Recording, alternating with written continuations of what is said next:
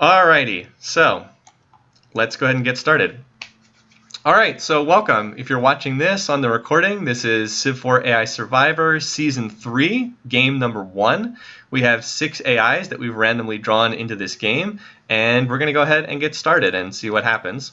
So just as for those of you who might not have seen this before, in the first couple turns we usually watch for two things. One is where the AI sends its extra starting settler. We are playing on deity difficulty, and the AI always gets 2 settlers to start the game. So they plop the first one down on the tile they start on, and then they move the second one. So we look to see where do they put that second settler, because this can be an important can have a lot of effects in the game, like which direction they're expanding. So like, for example, Ragnar is sending his settler north. That's bad. He's moving it into the tundra. He's moving it away from key stuff in the middle of the map. We can, hold on, I can pull the, if I pull the domestics, we'll be able to see. All right, so like where you see this archer, the reason why an archer is popping up is that's where the settler is moving to, that tile. So Ramsey's moving east towards what looks like a good spot. Augustus is moving north. Stalin's moving northwest. Kublai moving south, that's kind of weird, and Willem's moving south towards that floodplains region. So that's one of the two things we watch. Where are the settlers going? So wherever these archers going, like I have it set to domestics, so normally that will not show any military units. The only reason it's showing an archer is because it's protecting the settlers. So keep watching. So we've got our first cities down. Kublai's decided to go down here. He's picked this other cow spot. It's not a great city, but 2 floodplains tiles, plains cow, tundra deer, guess it's okay. And Augustus has gone up here, claiming towards the middle of the map, a good spot for him. Not a great city early on because it has very little food until you can cut the jungle down, but it does claim territory, and that's often the best thing for the AIs to do early in the game. And over here, not Ragnar, I'm going to make that mistake a lot, aren't I? Ramses has grabbed a really, really nice city. Wet corn, ivory on the plains tile, 2 floodplains, great stuff. This is a really nice pickup for him. Ragnar is also planted. He has gone up here. This is a decent city. Just having a grassland pigs innately makes this a decent city, but this is probably not where he should have sent his first city. With land to claim on this river, it would have been much better to go in this direction. So we're still now waiting on Stalin and Willem to found their cities. Okay, Stalin claims this spot. Dry rice, non-jungle bananas, and dies. Not great, but okay. It is coastal, so he could potentially look to go for wonders. Oh, and look at the idiocy the AI always does. At size 1, they start building a settler, and they all do this, by the way. Every single one of them does this. Ramses didn't, but a lot of them do. I've never understood why they do that. And Willem, we're still waiting to see. He's heading down. He'll probably found on this tile, would be my guess. Nope, found it here. So well, I was going to say no resources. I guess it has sugar and silks in the second ring. Not great or anything like that. Oh yeah, the horses, right. Key point. Well, he had that at his capital. Ramses would grab this pretty quickly anyway, but that's true. His second city does grab the horses. Have I ever done this for Civ 3? No, I haven't done it for Civ 3. Might be worth thinking about someday. But I haven't done it. It's true, the AI's personality is not as distinctive, but the Civ 3 AI is very aggressive in its own right. So anyway, so now everybody's gotten their initial sites. If we want to zoom out and see where they are on the map. Good city. I like the city placements for Rome and Egypt, the 2 that we all have first to die. And I like it for the Dutch too. I like where Willem's put this city. So anyway, like I said, there were 2 things we watch at the beginning of the game. One is where they put that second city. The other one is who gets the first religion. Now, this is an unusual game because none of these civs have polytheism as not polytheism. None of these civs have mysticism as a starting tech. So nobody has the inside edge on religion. It's kind of completely up in the air who gets religion right now. They're all going for animal husbandry, which makes sense because there's a lot of cows and horses near these starting positions, but no one's gone for their religion yet. So we got to wait and see when somebody grabs mysticism as their religion over here. We also have some early settlers. Look at this, another early settler from Ramses. Generally speaking, the best thing the AI can do is claim land, so them building settlers is like always a good sign. Them sitting there not building settlers is a bad sign. So like we already have a settler in production from Kublai and Ramses early on here. And we also have an early bronze working from Stalin and Augustus, which is kind of interesting. Does either of them have copper, just out of curiosity? Like, they don't know whether they have copper right now. Looks like neither of them do, at least not close by. So, all right, so Kublai Khan, all right, so wow, so here's a development. Kublai Khan is going for meditation. Now, how in the world did he get to meditation without researching mysticism? Well, he must have popped it from a goodie hut. We do have huts turned on. One of his scouts must have popped it. So he will be the one who founds the first religion. So like Willem is going for religion too, but he has to research his way through mysticism. Normally Kublai would also have to do that, but he must have popped mysticism from a hut. Yep, as Zandy said. Must have found it. So he's going to get meditation, and it will pop up in this city here in Beshbalik, which will put some cultural pressure on Rome. It's not going to be enough to claim this iron, because it'll be 4th ring, but these 3rd ring tiles are going to be grabbed pretty quickly. All right, so there we go. Buddhism founded in a distant land. So right there, we got our first religion, and that could cause some interesting stuff to play out in this game. Kublai, I don't think he has much of an interest in religion. I think he's just average as far as that goes. So, and of course he converts immediately, as the AI likes to do. Note that Willem is taking a slightly different path from the others. He's going for an early sailing, which makes sense given his position. He emphasizes a lot of naval stuff with his personality. And we have our first settler of the game finished. It's already been finished by Ramses. So we'll keep an eye on that and see where he's sending that one. Looks like he's going in this direction. So if he gets this area, like if he claims this corn, sugar, cow spot before Ragnar does, that would be a bad sign long-term for Ragnar. And a lot of you would be very displeased because I know Ragnar is the favorite to win this game. And who else was building? All right, so there's another one under production here in Karakorum too. So the Mongols also have a settler in production. I don't think anyone else is close. Oh, no, never mind. Willem also has one underway too. So that's good stuff. Remember the map update trick? What's the map update trick? You guys have to remind me what that is. I don't recall off the top of my head. So yeah, Ramses is heading right here. Where the AI tries to settle, they emphasize spots with resources. Doesn't matter if it's a resource that they can use, they just go for resources, basically. So he grabbed this spot, which might seem kind of weird. It's not as bad as it looks because it can borrow this pig's tile. Now, is the AI smart enough to do that? Probably not. I don't know if the AI is smart enough to do that, but like if he was willing to swap the pig's tile to this city and then let Thebes just rely on the corn and the rice, that would be a good city. But since it's not, the city's probably going to stagnate. Like if we look inside, wait, can I look inside the city? This is debug mode. I should be able to do that. I thought we could do that. Huh. That's really weird. I thought for sure we could look inside the cities here in debug mode. Oh well, it's not letting me do that. Weird. Yes, we will be seeing a lot of revolts towards slavery soon.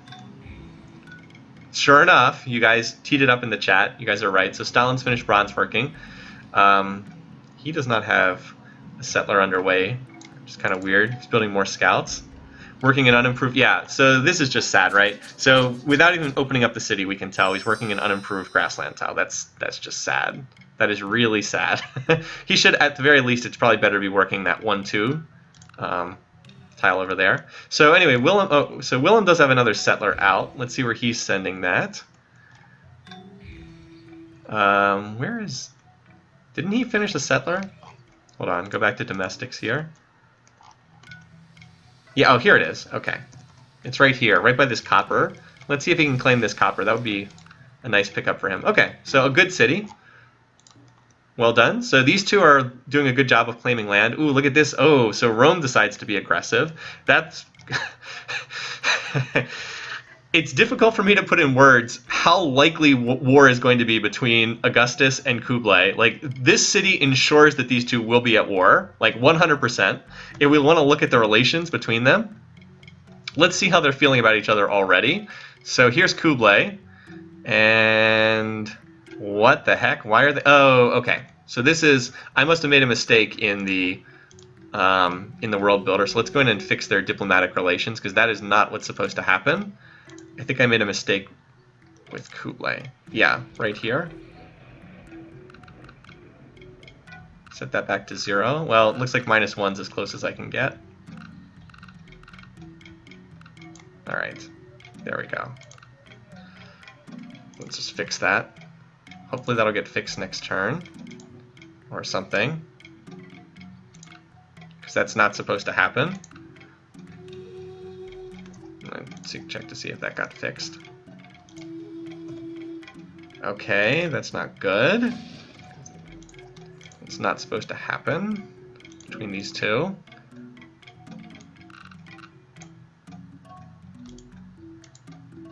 Okay.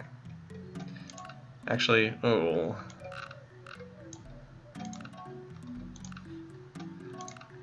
Because they should not be in permanent friendly mode with one another. Okay, that's... Oh, okay. Never mind. So that's why it was messing up. I'm doing it the other way. So that... Okay. Let's see if we can fix this. So it's the other way around. I have to go to Augustus. There it is. Okay.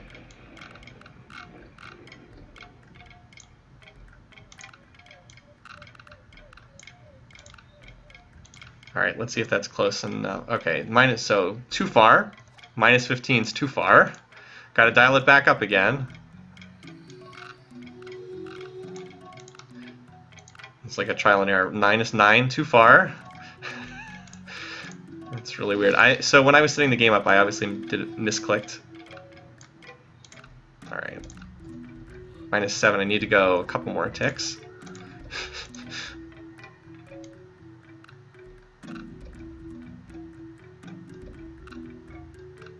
Alright, I think that's right. Yay, there we go. Okay, minus 1. I'll take it. Minus 1's close enough. Alright. Okay. I know you want Augustus first to die, but this is excessive. Alright, so that should have settled it out. Okay, so I ended up... They're at minus 1. They should be at 0, but that's okay. So anyway, look right here. So note that Augustus Caesar is already the worst enemy of Ragnar and Stalin. That's purely because of peace weight under the hood.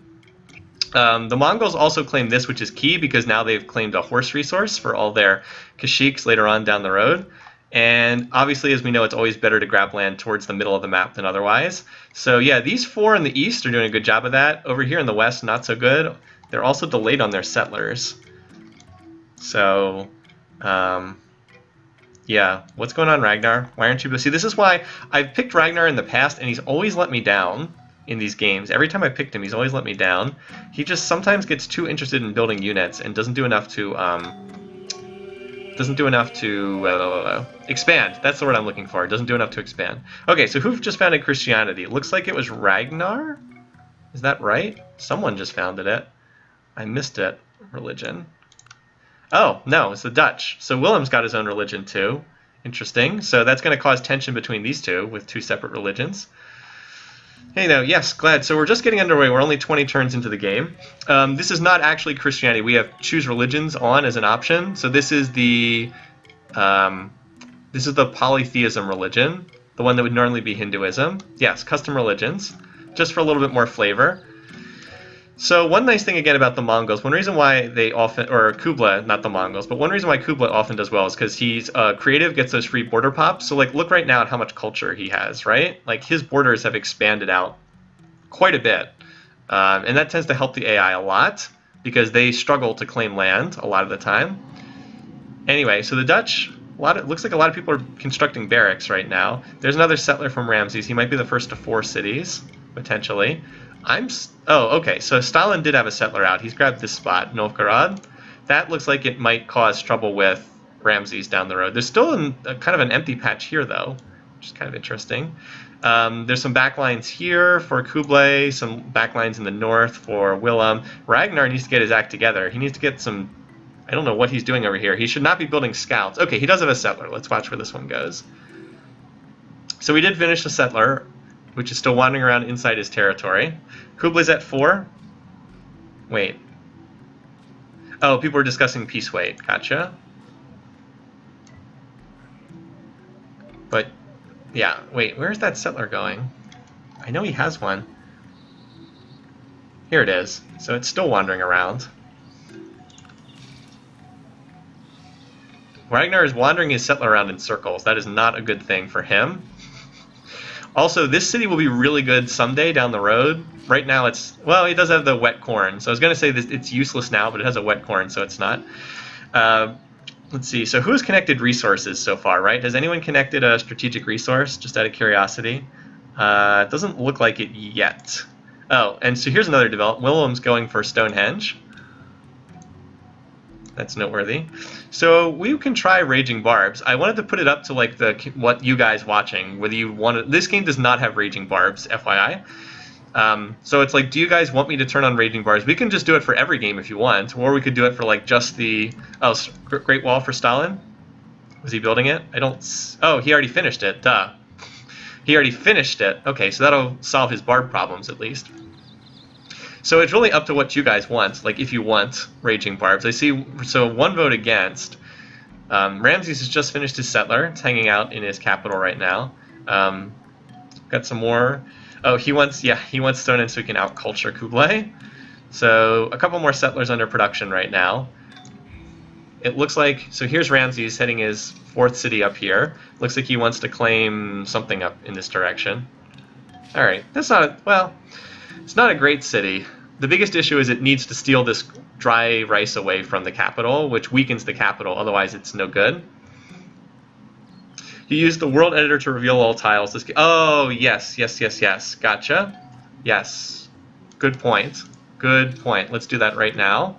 Thank you. All right. All right. So we don't need to reveal the whole world, just everywhere where there's cities. And I could have done that before starting, so in the future I'll do that. Reveal tiles. Using the largest brush, of course, to do this faster. So this way, basically, like, we will get the pop-up for what city...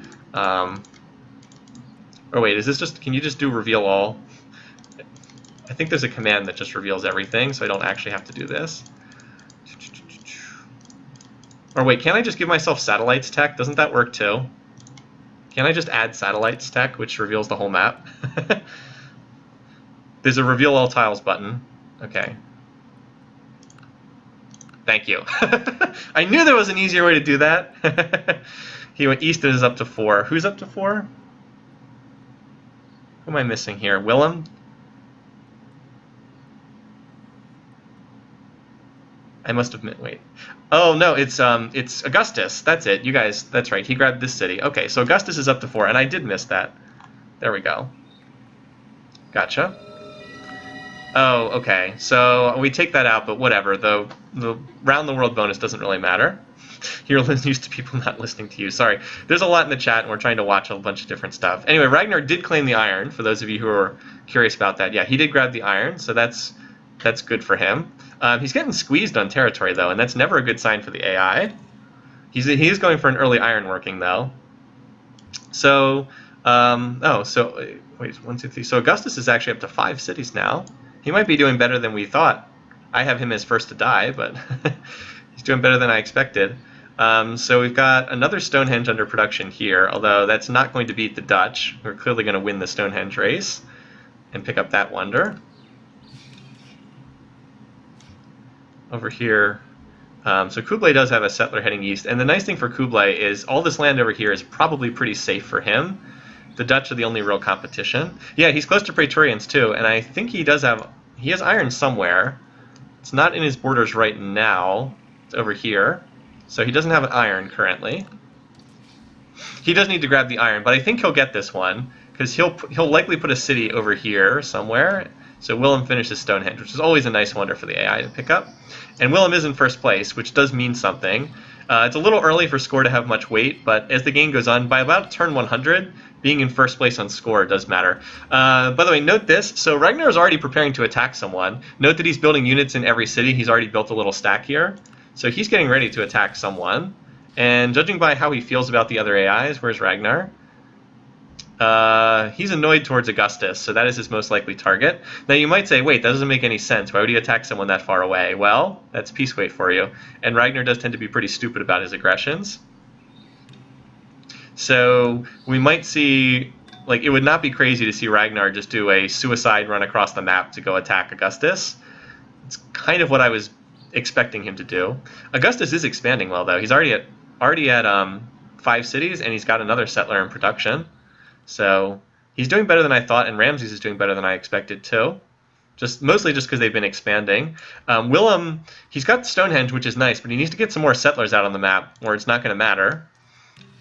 So there's a city, another city for the Mongols. They get a second horse. I'm kind of like in Civ 6 mode, where getting that second horse resource is really big, because then you don't need an encampment to build mounted units. But this is not Civ 6. You only need one horse resource. You only need 1 iron, not 2.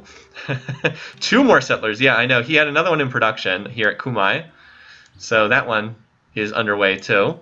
And look at this. He's going to claim the iron. He is on the iron right now. I don't think he'll settle on the iron, but maybe. But yeah, so... Oh, he's going deeper into the tundra. Where's he going? Is he heading down here? I have no idea where this guy's going. So we also have a new Ramses city. Not a useful city in terms of like food and production, but it does claim copper, so that could be significant. Bizarrely, he has not improved his horse resource, so who knows what the heck's going on there. Very weird. Sometimes the AI does strange things. Stalin is going to get the pyramids, and he does have 4 cities. Some people are like, yes, go Augustus. And Willem is going for the second religion, so he's going to end up with 3 religions. No one else particularly seems to be chasing after these. The Mongols have claimed a lot of territory. All right, so they have another settler. If they can put another settler up here, they're going to have... Turn off the resources. They're going to have a nice little chunk of the map. But, yeah, Rome's pretty strong. I'm liking this setup for Rome. I don't understand this city, why it's placed here. I'm not sure it's a good idea to keep prodding Kublai either. It's pretty much guaranteed that these two are going to go to war. So, like, yeah. So Augustus is already -4 with Kublai, and he's the worst enemy of Ragnar and Stalin. So this is why, despite the fact that Rome is off to a good start, I still don't have a good feeling for them long term, just because the diplomatic environment is very bad for Rome in this game. Anyway, so that is that's the 50 turn mark. Let's get an overview and see what everything looks like here. So zoom out. And trying to take some screenshots so I can use them later. So yeah, Rome 6 cities, off to a good start. Stalin at 4. He's got this back line. We've got our only barb city of the game over here so far. Ragnar at 3, 1, 2, 3, 6 as well for Egypt. Nice, look at that. So the fact that Ragnar has allowed this city to be planted here is not a good sign. Ragnar needs to go to war and capture this city away, because if he allows Ramses to like set up shop here, that's not good. Yeah, it's true. Stalin does have a nice back line. I agree. So there's potential for this too, to get more cities there. He has like this little peninsula. So he has, like right now, Stalin's not very strong, but long term, he has some good future potential. There is a lot of tundra up here in the north. Like any cities up here will not be very useful, but there is territory up there. Willem's still on 3 cities. The Mongols on 4 cities. My pick. Although they do have a settler over here that's about to found a city. So let's keep going, shall we? Most cultured, that's not a surprise. Willem's at the top, and then creative leader Kublai's second. Ragnar's last. Or no, actually, Augustus Caesar's last. Interesting. Okay. So iron is not connected yet. We'll keep an eye on that. And now Ragnar is building the pyramids inexplicably. Ragnar does have iron connected. He's got a swordsman in production. Let's just check real quickly who has the most power. I would expect it to be Ragnar, and it is. And Willem's last. Augustus is almost near the top too, so that's good for him. We have copper connected for the Dutch. Good for them. Willem founds his second religion right there. So he chooses Taoism in a just random fit. So, okay. We have horses connected for Egypt finally, so they're cranking out some war chariots. That's a good sign for Ramses. I don't know anyone... Ramses, I think, was the least picked to win this game, but that's a good sign for him, for anyone who's rooting for him. Ragnar is researching horseback riding, and he does have horses.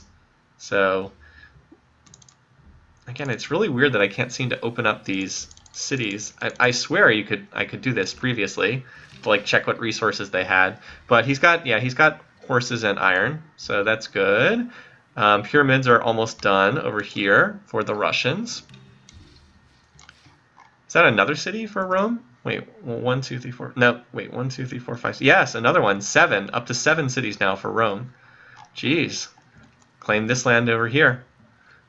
And that's coal. Oh, so here's another source of iron. So that's big, right? There's another source of iron here and gems. So this could unlock the Praetorians too. And those gems would be nice for happiness purposes down the road as well. So also a good sign for Augustus, grabbing that. Now we'll just have to see how long. He's even building a road, so it won't be much longer until he has the Praetorians on hand. Also, WTF, seriously, what is this? Willem, like, what is going on here? I did put a great spy on the city so I can check the text. Let's wait a little longer. Everyone's still researching the early game stuff. There isn't like a big distinction yet. I do not understand why you would put this city here. It's going to be under major flip pressure. And it's completely indefensible militarily. So yeah, I do not understand this. Really weird. Yeah, because like Old Sarai just popped borders over here. Sherfin's already popped borders. I can't check. It's really weird that I can't open up these cities. Maybe it's because I went in the world builder and edited this map. That could be it. But I still feel like I should have been able to do that. Oh well. Okay, so yeah. Right now, still in builder mode for Kublai. Augustus is building a lot of archers. For what that's worth. Still more archers. And the iron is connected, so Praetorians are ready. All he needs to do is, has he researched? Just out of curiosity, has he researched? I guess he has. Yeah, I was going to say, because he wouldn't have seen the iron if he hadn't researched iron working. So we do have Praetorians enabled now. Stalin finishes the pyramids. Looking pretty good. He's up to 5 cities, not bad. Ragnar is out to 5 cities as well. He just planted this little city over here. So I can see like what he's building in this city. I just can't like get into the city menu. It's really weird. You know what? Let's just save this and reload it and see if that fixes anything. I'll just jump out to the main menu and pop back in again and see if that fixes the ability to check cities. Alexandria is still sitting right here on the border. Probably not too much longer until we see some conflict between these guys. All right.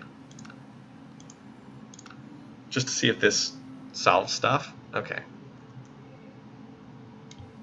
Debug mode. Nope, I still can't go in the cities. Okay, whatever. I mean, we don't need that. It is almost literally surrounded. Yeah, I wonder how he managed to get in here too. I guess he walked down this way. So he'll be able to control his first string tiles, but he won't be able to control anything beyond that. Interesting that appears to be the copper source for the Mongols. Well, they have iron, never mind, so that's a non-issue. They can build axes and whatnot. So another settler in production for Egypt. Egypt's running the chariots around in circles. I guess Egypt's largely out of territory. I mean, they can expand it to the north, but like this is kind of a wasteland up here. There's not much to go on up there. It looks like Ragnar might be building for war. He has a settler up there. Like he is building, when you can kind of tell typically when an AI is getting ready to go to war because they're just building nothing but military in every city. That usually is the kickoff. Oh, there's Praetorians coming out. There's our first one of the game's strongest units. It's just weird how that one city is like right in the middle of all of the Mongol cities. Kind of odd. But anyway, so we'll see action soon enough. So Kublai and Stalin and Willem are all very close for the score lead. Augustus is in better shape than this might look like, though, because his score's low because he's like not creative. He hasn't built any wonders, but that's not a bad thing. He's been putting his production into expansion. We also have our first great prophet, so we'll see the... Wait, does Ramses... Oh, Ramses doesn't have a religion, so he might burn that to pick up like theology and get a religion or something. He got that from his obelisk. Oh, so he planted another city up there in the tundra. 1, 2, 3, 4, 5, 6. Yeah, he's up to 7 cities. Not bad, not bad. Just like Augustus. So 1, 2, 3, 4, 6 for the Mongols. 1, 2, 3, 4 for the Dutch. 5 for the Russians. 5. Yeah, the Dutch need to do something. They only have 4 cities, and one of them is this crummy Rotterdam location that's like surrounded and is buried in jungle. That's not a good sign. Why is Augustus researching? Oh, here's our first of many requests for open borders. I'll accept them just because it's faster. Now, after I accept them, I will start getting requests to then close the borders from other AIs, which is kind of funny. Kublay's got a little attack stack here. He might be thinking about plotting war. That's a possibility. Who would he be going to war with, just out of curiosity? So he doesn't like, look at this, he doesn't like Willem very much. Interestingly enough, Augustus is the worst enemy. Augustus is the worst enemy of Kublai, Ragnar, and Stalin. Kublai is the worst enemy of Augustus. That makes sense. Any other worst enemies over here? No. Yeah, Augustus is very disliked internationally, again because of peace weight issues. Okay, so we have our first religious swap. So Augustus has converted to Kublai's religion, and that will improve relations between the two of them substantially. So like right now, so now Kublai is no longer the worst enemy of Augustus. Or actually, he is the worst enemy of Augustus, but Augustus is not the worst enemy of Kublai now. So their relations, yeah, they get that plus from brothers in the faith. Though it's not helping that much with Augustus. He still dislikes Kublai quite a bit. And Stalin is on the lead in score, which is surprising to me. Stalin's building some units as well. Stalin might be plotting war, it's possible. And now Ragnar's converted to Buddhism too. Ragnar put a city up here. Look at this little dinky spot. It's not even that bad because it has crabs and clams. Alright, we'll see. So no one's gone to war yet. And then there's like this new fledgling Egyptian empire up here in the tundra that really probably should have gone to the Dutch, but they just never expanded. I mean, we're on 8 cities now for Egypt. Impressive. And only 4. So Willem is not looking too good here. Like, again, Willem's starting position was just fine. He's just played it poorly. Kind of weird. So a lot of AIs are building units now. The question is if someone's plotting war. Oh, look at this sad city, Burka. Alexandria has managed to control all these tiles. Look at, I mean, I just can't get over the fact this is 4 tiles from Ragnar's capital, and somehow it's under the control of the Egyptians. Oh, Viking catapults too? Yep, so construction, that's also one of the key techs. My goodness, Ragnar sucks. So Ragnar's got units up, and here's a stack.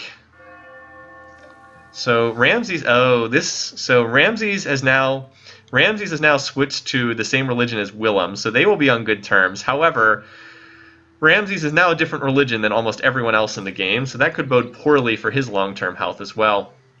But not as many negatives as I'd expect.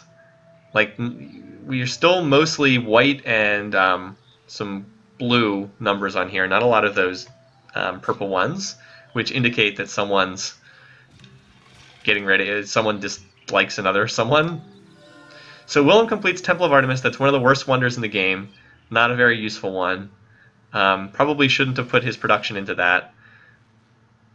Yeah. Not the best for him. How many cities do the Mongols have? 1, 2, 3, 4, 5. Still on 6. So, yeah, the Mongols are not doing quite as well as I had hoped in this game. Oh, and we still have this little barb empire over here. That's pretty hilarious off there in the corner. The civs in the middle of the map are doing better than expected. They really are. Like, we all generally thought they'd get crushed pretty early, and that still might happen. Let's not kid ourselves, but they're doing better than a lot of us thought. So right now I'm trying to spot if anyone is got like a war stack building somewhere. Like, you can generally see when a big stack of units is like piled up in a city. Tends to be an indication. I'm not seeing anyone who's just about to attack yet, or at least not an obvious sign. And just as I said that, so Ragnar declared on Stalin. Okay. Just as I say that, I get fooled. So that was unexpected. Ragnar declaring on Stalin. Okay. So that will poison their relationship. I'm not sure. So this is not going to work. Like, this is just flat out not going to work because Novgorod already has walls. So yeah, this will fail and fail badly. All right. So we got to tick up the war declaration counter. First war of the game. So we'll keep an eye on this. One of my favorite things is because Twitch is always delayed by like 30 seconds, like I get to see what happens and then the chat reacts afterwards and everyone's like, WTF, what's going on? All right, so let's see. This stack's going to get slaughtered. Yeah, so that did nothing except lose a bunch of units and promote Stalin's units. Let's check the power bar graph between these two. So yeah, so here's Ragnar didn't even have a power edge at the time. He's now way ahead because Ragnar just lost units. Augustus is first in power, no doubt thanks to those Praetorians. And look who's way down here in last. Willem, this is not looking good for you. You better get your act together. I don't know if anyone's planning on attacking him, but like if the Mongols went after this city, it would definitely be toast. Interesting, interesting. This game is not at all going how I want. Ragnar is so dead right now. And we have our first Great General too, although the AI usually doesn't do very much with Great Generals. They usually just merge them into the city that they started with. William is flatlining. Yeah, he kind of is. So I don't know. So Stalin was not expecting this war, so I don't think he's going to be able to take Burka. That said, this city is ridiculously exposed because it doesn't even control its own first ring tiles, much less its second ring tiles. We'll see if Stalin can put a stack together. So Kubla finished the Oracle. Let's see what tech he picked up, shall we? What's that? And a great prophet. So Willem will now build a shrine. So he'll complete the shrine for, what's his religion? His initial one for Christianity. So Kublai does have marble next to his start. So what did he slingshot? Has he chosen it? Oh, he slingshotted metal casting. That makes sense. A logical pickup. He's not industrial or industrious. I can't remember what it's called in this game. But having forges is always good for the AI. Anything that increases their production is good. The other thing that it's good is if they have any of the metal happiness resources, it doubles them. It doesn't look like he does. He doesn't have gold or silver or gems. I don't think so. But the AI, despite the huge bonuses they get on deity, they really struggle with happiness. So the forges can be huge just to give them additional happiness.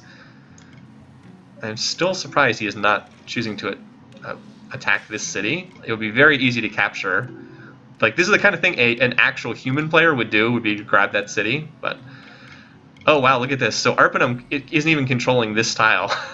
And Iridium is getting crushed by culture too. So this is where the fact that that Kublai is a cultural civ is really hurting Augustus. He's losing a ton of tiles to those cultural borders. Anyway, so here's Stalin's first stack over here. We'll see if he manages to use this to I mean, Burko is very vulnerable. It has a horse archer for defense.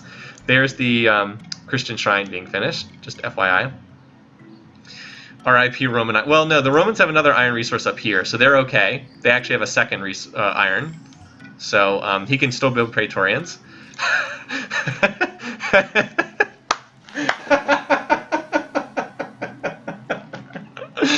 All right, this takes the cake for this game. This galley.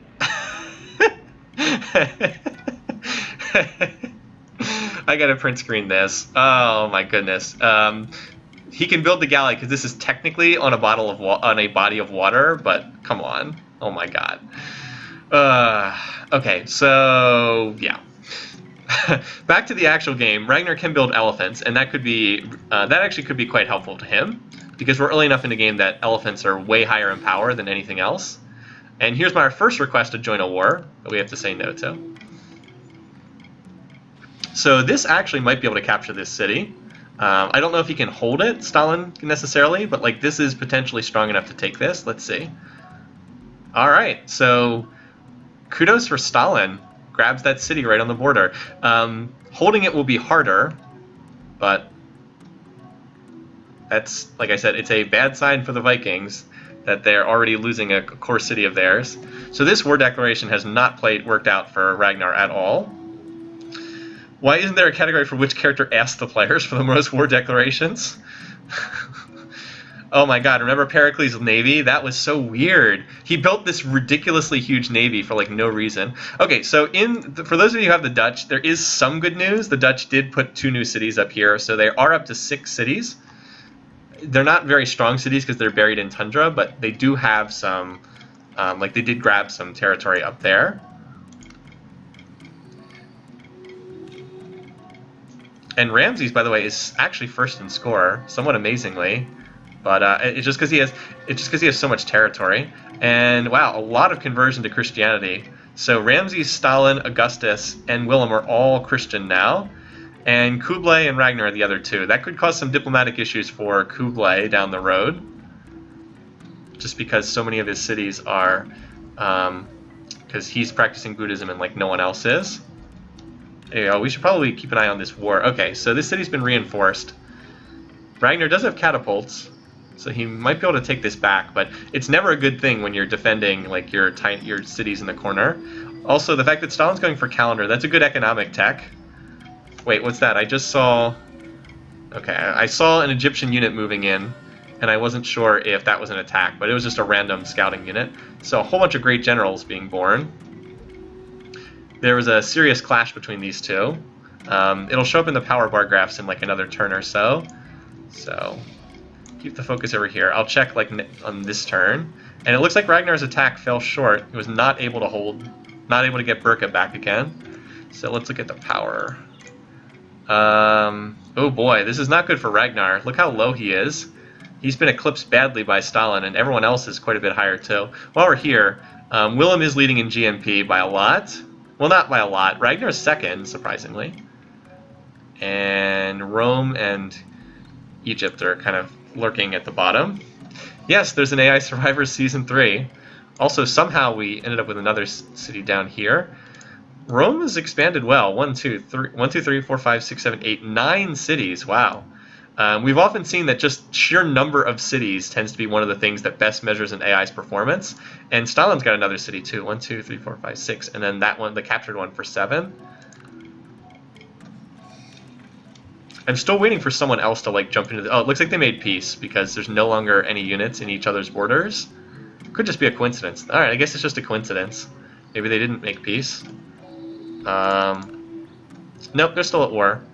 So let's look at oh, somebody disliked. So this is the war. The -9 is caused by war.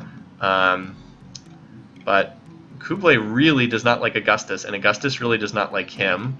So there's some serious conflict there. Stalin doesn't like Augustus either, but he's probably not eager to take on another war. Augustus is going for construction as well, and Kublai's going for horseback riding. So Ramses, uh-oh, that's disaster for Ragnar. So Ragnar is definitely looking like first to die now, with the Egyptians also. So the Egyptians, yeah, they're moving. Yeah, this is not good for Ragnar. He's got both of his neighbors attacking him. And then people in the chat are either like yes or like, oh god, no. You know, so it's a bad idea to let people settle this much up in your face, Ragnar. So he'll be able to hold his cities until these guys get construction tech. So do either of these two have construction, is the question. Stalin does not, although he can research it, and I don't think Ramses does either. No, so Ramses is not, so neither one of them has construction. So they won't be able to break Ragnar's cities until they get construction because the defensive bonuses are just too high. But it does almost feel like a matter of time at this point until Ragnar gets eliminated. He's just put himself in too weak of a position. The elephants will be good against war chariots, so that's a plus. But it's too many cities. He only has, what, 1, 2, 3, 4, 5 cities, and he's up against a combined, like, 13 cities. And meanwhile, over here, it's still peaceful. Kublai's been doing a lot of building, more so than I expected. He's going for the Colossus as well. I know we thought that like it was a shoo-in for the Dutch to get the Colossus, but it doesn't look like they're going to get it if Old Sarai keeps working on it. Although Old Sarai just swapped off.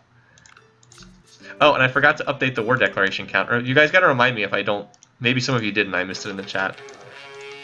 And we'll just take that up to 3 because we just had another attack.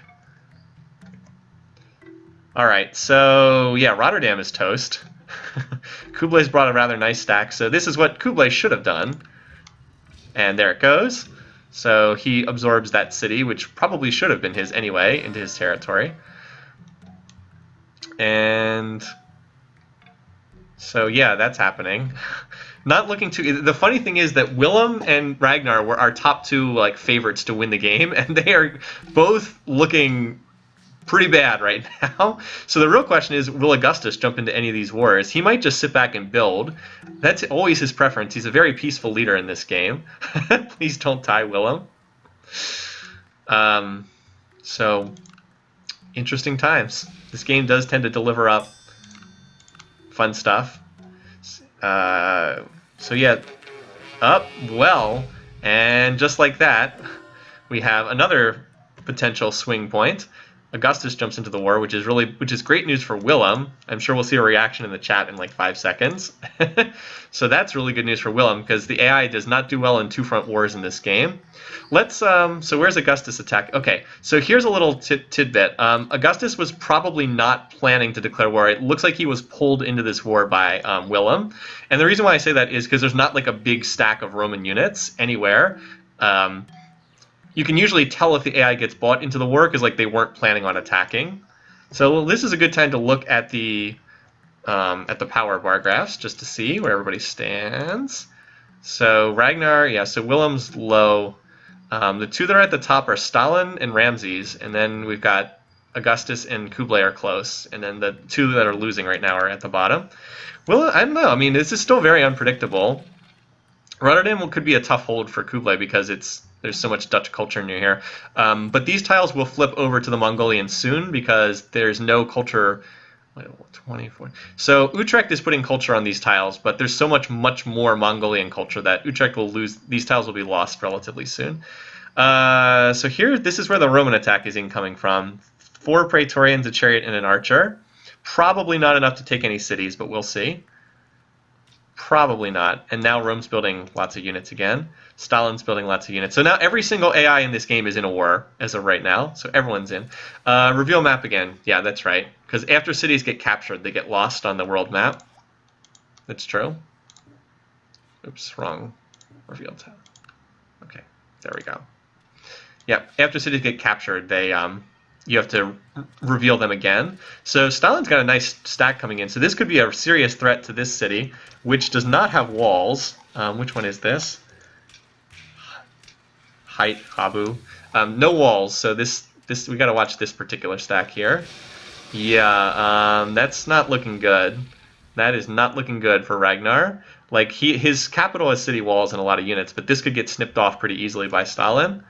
Over here, the Dutch don't appear to be doing anything. I guess they're rebuilding their military, I guess. And meanwhile, we also have a battle over here near Karakorum. But let's focus on the actual city attack on this interturn. And there's a huge group of units near Nidaros too. Okay, so that city has now fallen too. And we got a great general. So it looks like there was some fighting in Mongolian territory, although this stack is still alive. There we go. So there's the message saying it was captured. Oh boy, this is not going well for Ragnar, is it? Not going well at all. I have him picked to finish second, so it's not like I'm terribly happy about this. And Augustus just finished construction, which is key. And Stalin also is finishing construction too. So that's going to open up their ability to push, both of them. Once they have catapults, they can take down city defenses. Over here, there's like this random swordsman attacking. Let's see if we can see what happens with this little Roman stack. Oh, that's a lot of Mongol units. The Mongols do have their Kashyyyks now, which are pretty good units. Like, Kublai might be able to take this. It would be tough because there's city walls, but there's not many units in it. He couldn't hold it, though. There's no way he could keep the city, but he could potentially take it. And the Dutch don't seem to be doing anything. Rotterdam is revolting because of the cultural pressure, but it's... Yeah, the Dutch don't seem to have much in the way of a military, from what I can see. And meanwhile, we've got a lot of war chariots here, but I don't think there's enough force to break through the city walls. But we are getting some great generals. So now Augustus picked up a great general. That little stack did get wiped out by the Mongols. Oh, lots of them. Two great prophets on the same turn, too. So we'll see more shrines coming in a minute as well. Random chariots up here in the jungles. Of course, Rotterdam is revolting. Yeah, Stalin still hasn't settled his backline. He won't for a long time. As long as he's in war, he'll focus on doing that over settling the backlines.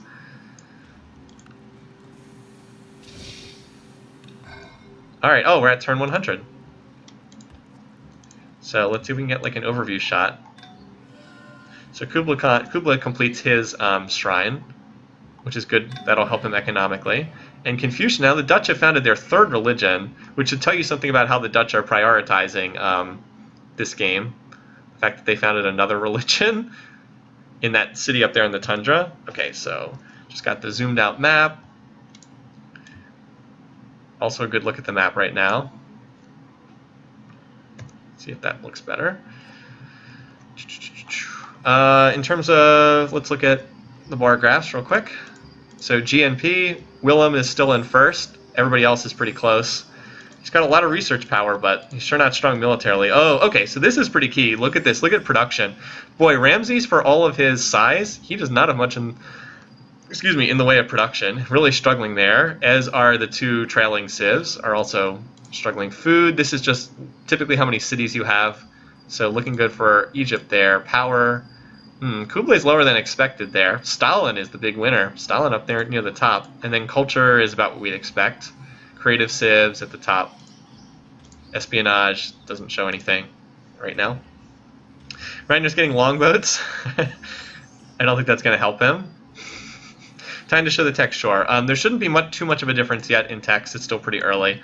So like here's Augustus. He's got construction. Looks like he's in the classical era for the moment. Put it like right here. Augustus. Kublai. Kublay's behind in tech a little bit. He does not have construction yet. Probably because he went for horseback riding. So Ragnar's tech is just fine. Like he's doing well there. He is going for feudalism, so that could be a plus. Get those longbows. Could buy him time. Ramses is not doing particularly well in tech either. Stalin is among the tech leaders. He's about to finish construction. Willem has currency and code of laws. No one else has either of those techs, but he does not have construction. Okay. Gives us like a quick check. Most powerful. So we just looked at this. Stalin is in first.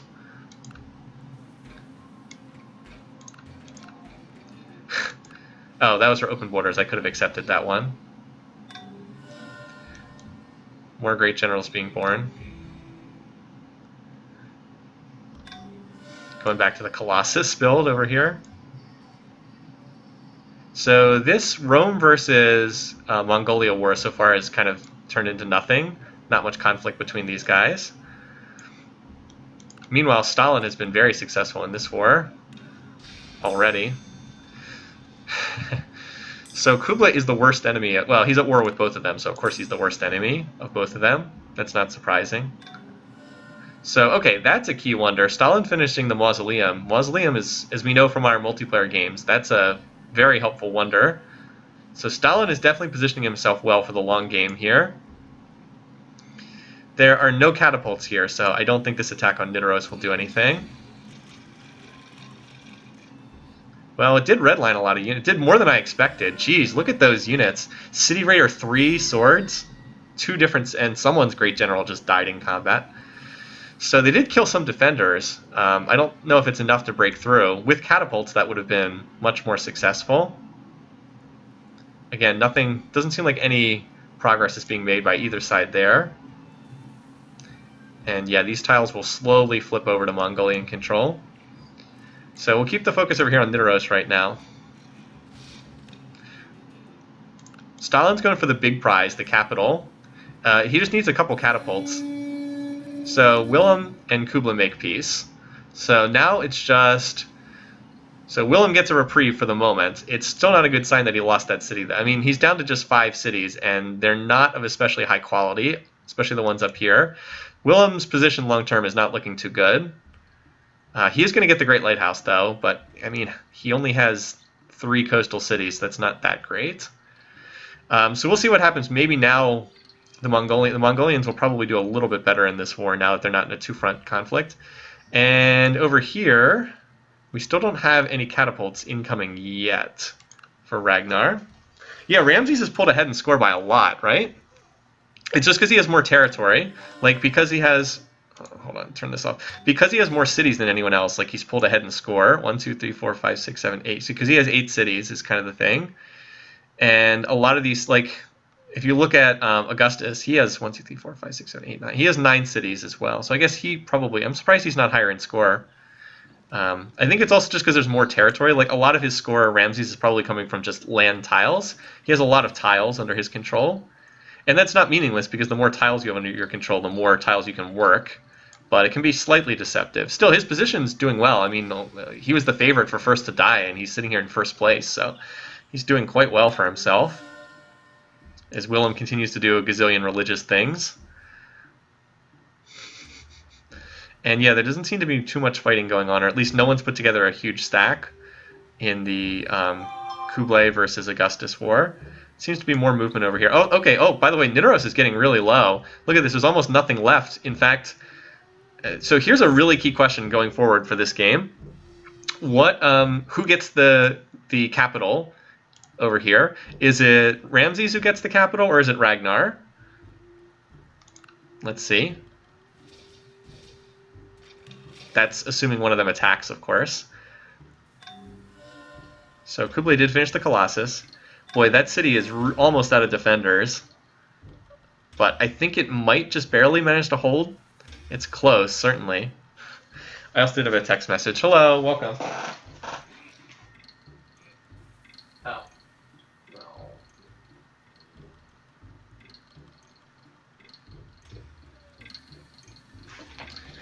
Liz is flying back today. She's been on a work business trip this week, and her flight just got delayed, so I'm sorry. That's unfortunate. But anyway, as far as this game goes, the Northeast Egypt yeah, okay, so yeah, Egypt is actually in good position to capture this city, unless it gets reinforced, which is always possible. Maybe not, though. Ragnar did manage to get some more war elephants in here, so maybe not. So Willem builds yet another shrine. And do we have anyone putting an attack together over here? Well, Augustus has has a stack building here. It's going to be tough for him to get it over into... oh wait, never mind, there is a stack here. I have missed this attack. Let's see. Beshbalik does have walls. Oh, and that's a lot of Kashyyyks. Still, you know, a lot of Praetorians walking around over here, and there are catapults to take the walls down.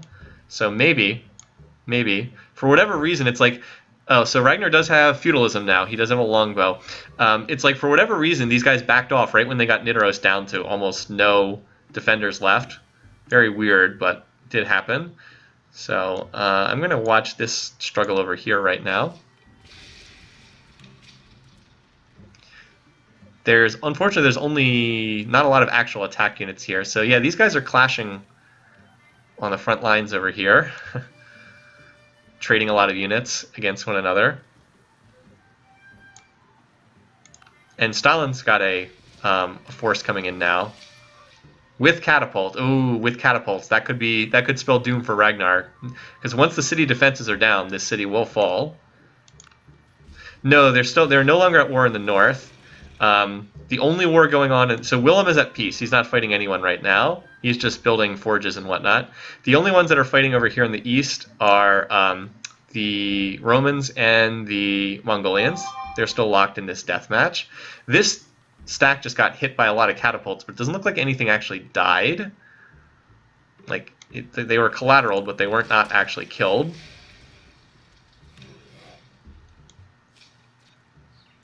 So since I have Kublai to win this game, I'm kind of hoping he makes peace with Augustus and then focuses on eliminating Willem, because Willem's much weaker right now. Don't know if that's going to happen. Stalin, I would say Stalin is probably in the best position right now. Ramses' position is not bad long-term either. Like, I know he's leading in score, but diplomatically he's going to have more problems as the game goes on. A lot would also depend on who gets this city capture here. Because obviously if Ramses gets this, it helps him out a lot, as opposed to if Stalin gets it. And remember, Stalin does still have that peninsula in the south. Stalin does still have this backline area that he hasn't settled yet. Like, the barbarians are just kind of holding this for him in trust for the future. So yeah, I'd have to say Stalin's probably best situated to win this game at the moment. But a lot can change in these games. So we had a question about Civ 6. Civ 6 would not make a good game to do this with, because the Civ 6 AI is really bad. The Civ 6 AI can't attack at all. You put walls in one city and it never gets captured ever. So some heavy trading here. It looks like that Augustus stack got weakened pretty severely. And I think they're trying to heal now. Oh, so yeah, some aggressive trading on both ends right now. A lot of damaged units. Augustus gets to move first, which could help him, because he'll get a chance to promote and then attack. But we might see Nidaros fall here between turns. Stalin's going to have the borders down. And Ramses is trying to slip in and vulture this thing away. So that's like our key question right now. Nope, not good enough, Ramses. Stalin gets that. So that's quite big. Stalin looking good. He's gotten 3 cities out of this war, which, by the way, remember, he did not start this war. This war was started by Ragnar. Kind of amazing. Ramses has been killing units but not getting cities, and that's usually a bad sign. No! The power bars, sure. We'll take a quick look at that. Yep. Ooh, okay. So it looks like Augustus is getting the better edge of this conflict over here in the east, because Kublai just took a big hit, like a big hit to his power, and Augustus is still up there at the top. Didn't expect Ragnar to suicide to help Stalin win. I know, right? Let's see if this city is potentially going to be captured. By the way, this is not like some random city. This is the holy city for Buddhism. Like, this is a very, very useful target. So if this were to be captured by Augustus, and it looks like it might be, if Augustus were to take this, it would be hugely important over here in this conflict. And it looks like Ramses is already on the march towards Uppsala. Does he have any catapults in here? No. So no catapults. Probably won't make much progress. We're curious to see where Stalin heads next. In a sane world, he'd head for this city next, but who really knows? Stalin, his record's mixed. He's come in second place once. I wouldn't say he's done great in these games, though. Yeah, and this struggle over here continues to be pretty intense, but I think Augustus has the upper edge. You know, who founded Hinduism? Oh, it was founded by Stalin. So I think that's the theology religion. I think it's... Let me just check real quickly to see which one that was. Okay, so that was the theology religion that he picked up there. It'll be interesting to see if he spreads this around and creates his own, like gets his own native religion. The AI usually tries to do that. Also weird that it popped up in this Ragnar city, but it's predisposed to go to cities that don't already have a religion in it, and I think all the other cities did have religions. So anyway, it looks like Uppsala is the next target, judging by all these units moving around up here. And there's not a lot in that city. A longbow is the only real defender. I guess a longbow, an axe, and a spear, because the horse archer and the catapult do not get defensive bonuses. Meanwhile, over here, this struggle is still continuing. Very fierce struggle, but I think Augustus is starting to wear down Kublai. Yeah, look at this. Kublai's only got Kashyyyks left over here, and they don't get defensive bonuses. I mean, they're good units, but City Raider Praetorians have the edge there for sure. And yeah, they're still moving. Actually, so I'm going to keep the focus down here, just to see if that... Oh, look at all those units running around. So that did not fall. But it's tight. Like, this is a close struggle. Meanwhile, up here... Oh, apparently there is a catapult. There must be a catapult somewhere because the whole stack stopped. I'm not seeing... Yeah, there it is. Okay, so there's one catapult in there. 14 total units on this. It might actually be better if he just attacked and didn't bother to reduce the defenses, but looks like he's going to. Of course, that introduces the possibility of Ramses coming in here and stealing this away, because Ramses won't stop. He'll just attack because he has no catapults. And then that would be a bone of contention between these two if that city goes over to Ramses. So this attack looks like it was narrowly beaten off by Kublai. I mean, this was a close struggle, but Beshbulak does look like it's going to hold. And note, as I said, that these tiles are starting to swap over to Mongolian control. All the tiles in Rotterdam's first ring will probably be Mongol cities eventually, or not cities. Will flip over eventually. Augustus just overtook the Khan. Yeah, Augustus is pulled into third place in score. Oddly, it's kind of odd that Ramses and Stalin are clearly at the top. Stalin will pull ahead of Ramses once this war ends, because like once all those cities come out of resistance. All right, so who's going to get Uppsala?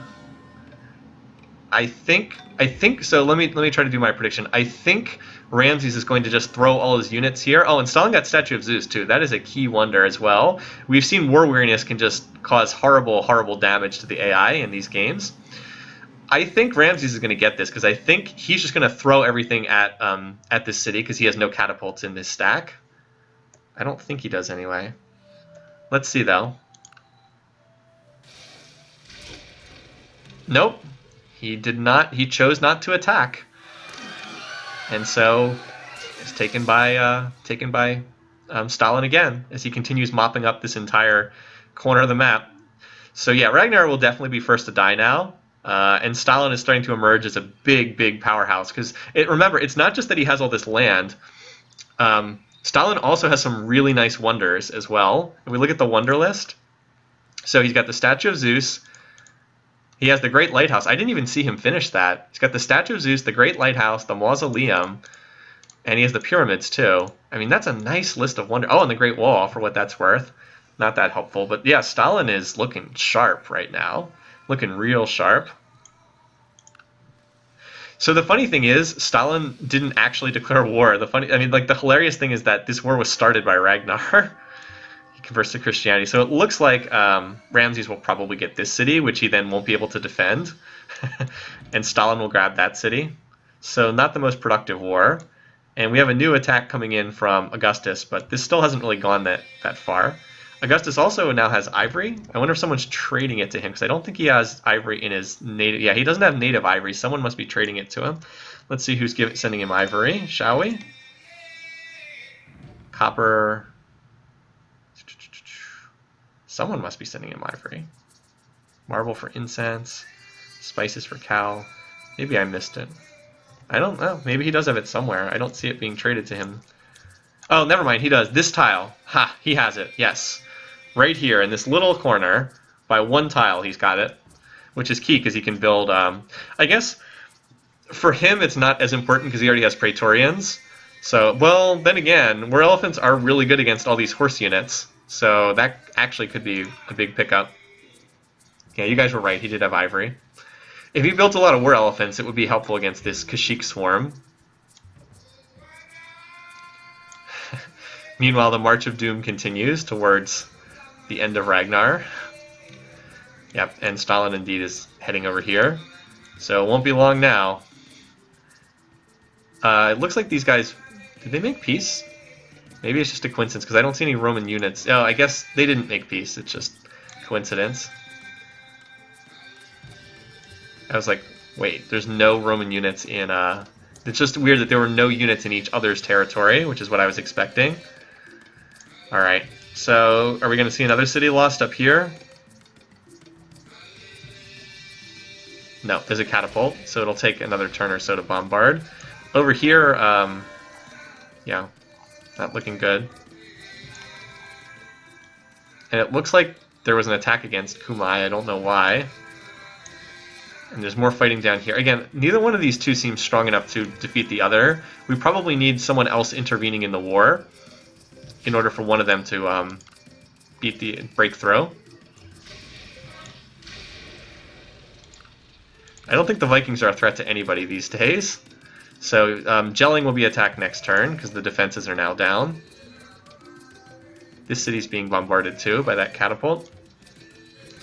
And, oh, okay, so here's a sizable stack. Look at this, we've got about 10 units here. And Kumai has very little in the way of defenses. So that could be interesting. But let's watch Ragnar lose a city up here. There, alright, so Ragnar loses that city. Gonna be difficult to defend for poor Ramses. Gonna be tough to defend this one, but he'll try. And it looks like this whole northern tundra is just going to be a big yellow blob of culture. Funny that Egypt is like got all the tundra cities. That's just amusing. Anyway, Egypt also has ivory now. And this will be the end of Ragnar. He will be first to die, turn 132. So, bid farewell to Ragnar. That's that. Deal canceled. Open borders to open borders. Alright, turn 132. That's an early exit. So, GG. Let me add it to the spreadsheet. Turn 132. And we have to add to the kill tally, too. Alright, Ragnar eliminated first.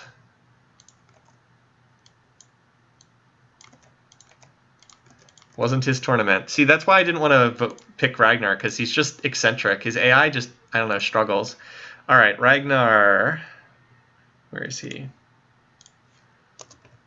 All right, turn 132. So he's eliminated first, and the kill went to Stalin. We keep track of the kills too. All right, good for Stalin.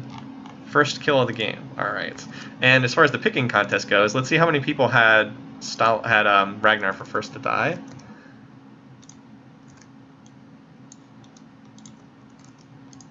Not a lot. Not a lot of you had it. I certainly didn't. 10 of you had him as first to die. So 10 of you picked up 5 points for having that. I know you guys can't see the spreadsheet right now, but just take my word for it. All right. Back to the game.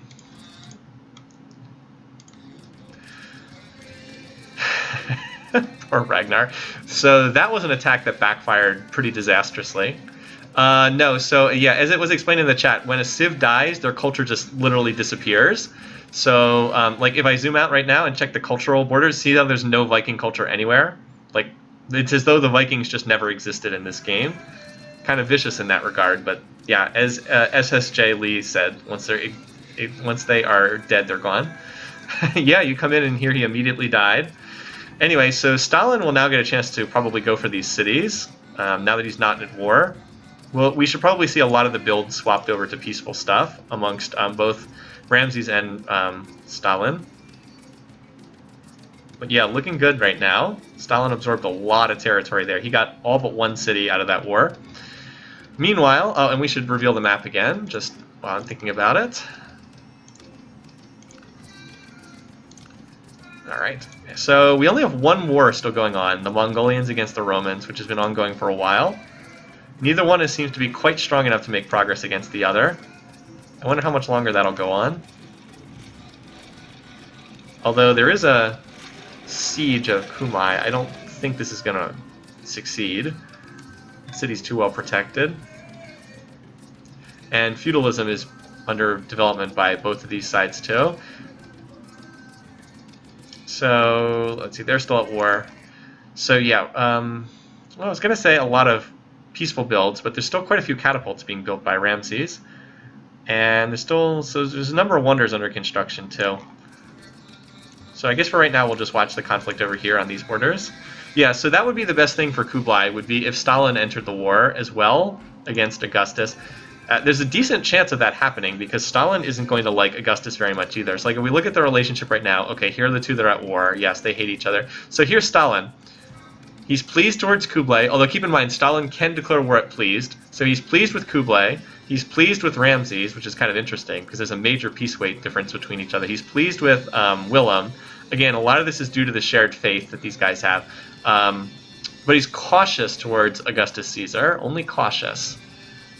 And if Stalin ends up spreading his religion around, which he might not do because he doesn't have much of a preference, but if he ended up spreading his religion around, the main reason why he has good relations with everyone is he's got shared Christian faith with everyone other than Kublai. If he ever swaps to another religion, you will see his relations drop severely with the other civs. But yeah, remember how I said Stalin would pull ahead as soon as the war ended? That's exactly what's happening, because a lot of these cities were like in revolt and they couldn't work tiles because they were culturally crushed. Nidaros will get these 3 tiles eventually, because it's first ring versus third ring. As long as he puts out any kind of culture at all, he'll get those tiles eventually. You know, one might question why the Romans are building horse archers when they have both Praetorians and war elephants available, but who knows? Maybe he wants something that can kill the catapults. Oh, and there's another stack over here, but it's probably not going to be enough to... I mean, it's not bad, but it's working with longbows now, so it's going to be harder. Still not impossible for that city to fall. The defenses are down. And like I said before, this would be a really crucial city if it were captured. Not only would it deprive Kublai of a holy city, it would also relieve this immense cultural pressure that's stopping cities like Arretium and Kumai from being able to work much in the way of tiles. So it would be crucial if this city were to be captured. Like, that would swing this war from an even struggle to like significantly in Augustus's edge. And he just... It looks like he might take it. Look at how much damage he just did to the defenders. That would be huge if it did fall. Oh boy, now there's only a catapult left. Not looking good for Kublai. Yeah, I think the city is going to fall. I mean, Kublai does move first, so he gets a chance to reinforce, but I don't think it's going to be enough. Nope. So that's big. Again, I don't know. It might be a struggle to keep this city, but that's a huge blow that was just inflicted on Kublai. Hurts him a lot. Meanwhile, Stalin continues to pick up more wonders. Yeah, so my pick for Kublai is not looking good, because Kublai is now struggling mightily. And I can console myself with almost everybody else's picks are doing badly, too. Except for people who picked Stalin and Ramses. Yeah, tears for the Kublai. Tears for people like me who picked Kublai. So, like, he might capture the city back. Like, there's a decent chance that could happen. But it's still not going to change the fact that this city's been severely set back. Oh, sorry, I was missing this. Okay, so Russia is also going through and taking the Barb cities now. So that's going to make Stalin even stronger. Oh, Ramses is over here too. Competing to see who can capture this Barb city. There's a whole bunch of workers there, so it would be a nice prize for whoever ends up getting it. I think Ramses is actually in better position to claim this. Still unsure if that's going to be able to hold out. So Stalin finished Great Library too. Ooh, he also can get Apostolic Palace. I wonder what religion. So that could be really interesting if he ended up converting to Hinduism before he finished the Apostolic Palace. I don't think that that would happen, because he still only has a religion in 2 cities, but that would be interesting. Again, so the question is who's going to capture this city? Ramses moves first, so he'll probably get it, maybe. Over here, it looks like Beshpelik's been reinforced, but it is surrounded. Might get recaptured, we'll see. Yeah, so that won't be awkward at all. Now we're going to have one Egyptian city way down here in this corner of the map. Could be problematic later on. All right, and so Ramses finished the Islamic shrine. So Ramses, that's his. So Ramses now has a self-founded religion. So that would also be interesting if Ramses converts to Islam. Like if he spreads this religion around and then converts to it, that's going to cause some weird diplomatic stuff because he'd be jumping out of the religion everybody else shares. What a troll move! Yeah, I know, right? Okay, so I do think Beshpelik's going to get recaptured, but this has still been like a huge setback for the Mongols. Like Kublai's down in the Willem range right now. Oh, and that's not good. Not good for the Mongols. Having the Dutch are like, finally, our revenge! They're back at Rotterdam. Yeah, so this could be the beginning of the end for Kublai as well. Could my first and second place picks be the first and second to die in this game? That would be a pretty epic failure as far as picking goes. But it looks like we might be heading in that direction. Willem smells blood. No one expects the Dutch. Yeah, Willem is one of the more peaceful... Well, actually, that's not true. Willem's aggression rating is actually fairly high. He's just builds a lot of economic stuff, so he tends to pick wars that aren't very smart. And so this always causes the AI pathfinding problems, like when they're at war with 2 sides at once. So now the movement is on Old Sarai up here. This is often when an AI can like do the best in a game. It's like 2 AIs fight over and over and over again for like a long time, and then a 3rd AI jumps in and like vultures all the spoils. That tends to happen a good amount of the time. So Willem has actually played this pretty well. As far as how, yeah, so Stalin, note that Stalin does not like Willem very much. Oh, Willem is actually... He is in, I think he's in free religion right now. Oops. Where's the religious column? Yeah, he's in free religion, so he lost all of his shared Christianity bonuses. That's interesting. War debt count. You guys are spamming it in the chat. Thank you, because I forgot. Okay. Thank you very much. See, this is why it's great to have the chat. That's the America strategy for world conflicts. Ouch. Painful but true. It's like, let everybody else fight first, get really, really tired out, and then jump in at the end. Jump in at the end. The Mongols do have ivory now. Someone must be trading it to them, because I don't think they have ivory in their territory. Yeah. Stalin is probably trading it to them, because he's picked up all of the ivory that used to be held by... Oh, look, there's another Barb City up here. So now we're going to see all of the armies of Stalin and Ramses race up here to deal with that Barb City. And we reached turn 150. So let's go ahead and check. Willem took down the defenses. So Christianity is the Apostolic Palace religion. That could be noteworthy. So it's Christianity that's the AP religion, which is the most commonly shared religion in this game. Let's do something slightly different. Let's look at everybody's tech rate for turn 150. So this is Augustus, 130 beakers per turn. Ooh, Kublai, 47 beakers per turn. That's not good. Ramses, 244. He might be the tech leader. Stalin, 173. Willem, 240. Okay, so note that Willem is 240 at 90%, whereas Stalin is 173 at only 40%. So Stalin's costs are still very high, but as he completes infrastructure, his costs will go down, and his research rate will go up. No, we can't. We've never had an Apostolic Palace victory. It's almost impossible for that to happen. Oh no, wait, no, it is impossible for that to happen. Why? Because the player doesn't get, like, the observer civ doesn't get the religion. So yeah, we kind of rule that out, and I'm fine with that because I don't like the AP win condition. Yeah, it was as pointed out in chat. Okay, so GMP, yeah, as noticed, this is really bad news for Kublai. He might be holding his borders right now, but he is falling behind in tech. It's also bad news for Augustus, too, falling way behind in tech. So long term, this spells serious, serious trouble for these guys. Production, Willem is struggling to build things. Food, note how far out in front Stalin is in food. That's a really good sign for him long term. Also, Kublai slipped down to very low. And in power, yeah. So all the signs are really bad for Kublai Khan. Like, this is not looking good. Okay. Also, apparently Stalin used a culture bomb at some point. Missed that. Stalin, yeah. So Stalin's most likely next target would be Augustus, which would, shake up this game significantly. Because, well, he also might go after Willem, although that wouldn't make a lot of logical sense. Right now, he's being propped up with Augustus because of that shared faith. But if he ever loses that shared faith, it's probably just a matter of time. Plus, keep in mind, Stalin can plot war at pleased, so he can absolutely declare war on anyone. The only people he won't declare war on is if he gets to friendly, but he's still a good way short of being friendly with anyone. All right, so Old Sarai's been under the gun. It was attacked. It didn't fall, but it looks like it will fall. Wow.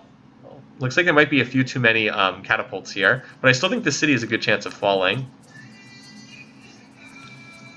It's hanging on by its fingernails. Ramses built Chichen Itza just in the back there. Yeah, I still think this is probably going to fall unless it can be reinforced.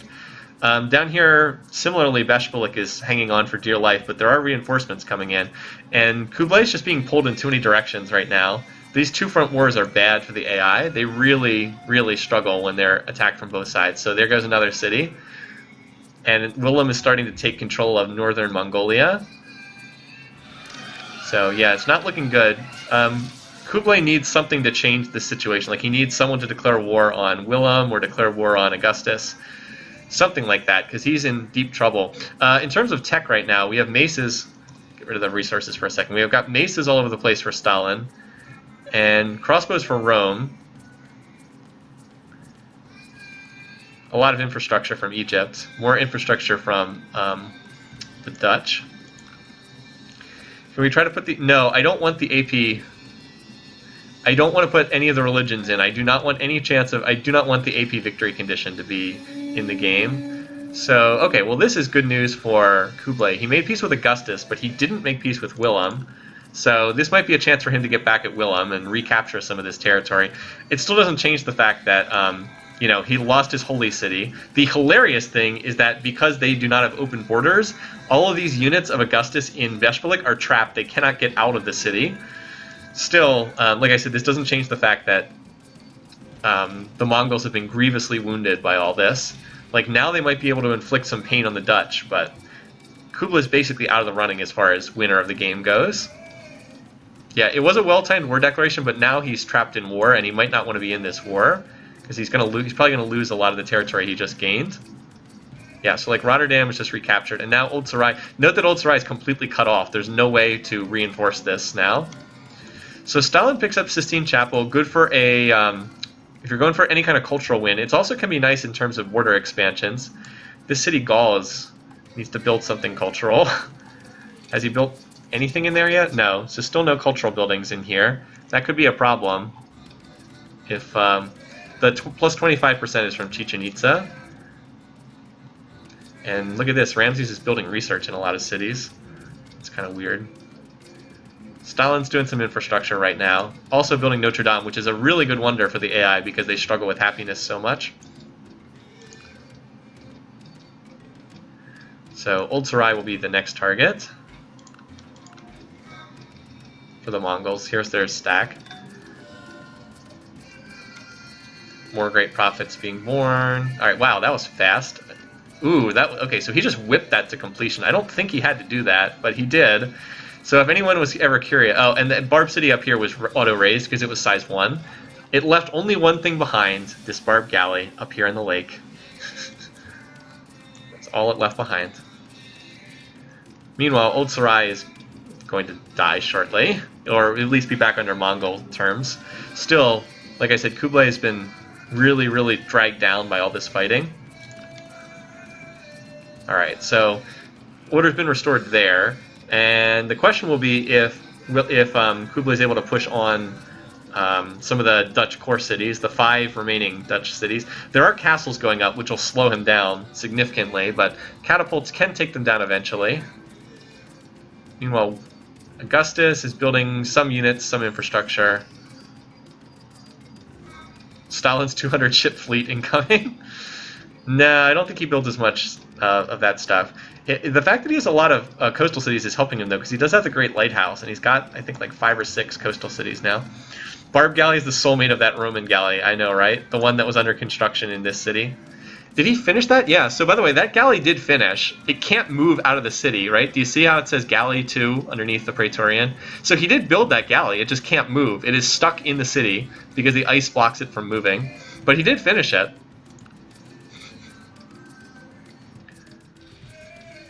Alright, so Willem is moving up a stack of all maces and catapults. Well, that is not as strong as what Kublai has over here. What's the relative power, just out of curiosity? Let's check the power bar graphs again.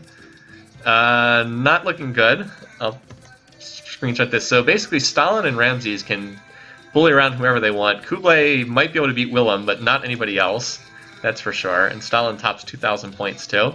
So if Stalin goes... Oh, and he also threw down a city here. Interesting. If Stalin goes to war with someone else, he would probably be pretty successful. At the moment, yeah, as expected, that stack got cleaned up pretty easily. But really, the big issue for Kublai is he's really starting to fall behind in tech. Golden Age for Ramses. Ramses is just researching. Like, in terms of tech and infrastructure, the Mongols are falling way behind. So it's nice for them that they're pushing forward here in their conflict. They really need to capture several cities from the Dutch because, like, look at how well developed... I'll turn on Bear Map here for a second. Like, look at all these cottages here. This would be really, really nice to capture. Of course, just taking Utrecht won't do anything. He would have to take Utrecht, The Hague, and Amsterdam just to clear out the culture in this area. And that's probably beyond what the Mongols can do. But who knows? Yeah, they probably do not have enough force up here to take this city. Most of the catapults just got killed. Ah, well, we'll see. Aside from that war, it's pretty quiet everywhere else. Although, that is a lot of units being built by Stalin. I wonder what he's going to do with them. Tipu Sultan was born. Some of you know that Tipu Sultan was the subject of my PhD research. It was literally like the guy I spent all my research on. Civ4 looks weird. I don't know. I mean, what does weird even mean? So, the long siege has begun up here at Utrecht. So, because the city has castles, The catapults each can only take out, I think each shot takes out 2% of the defenses, so it takes a long time.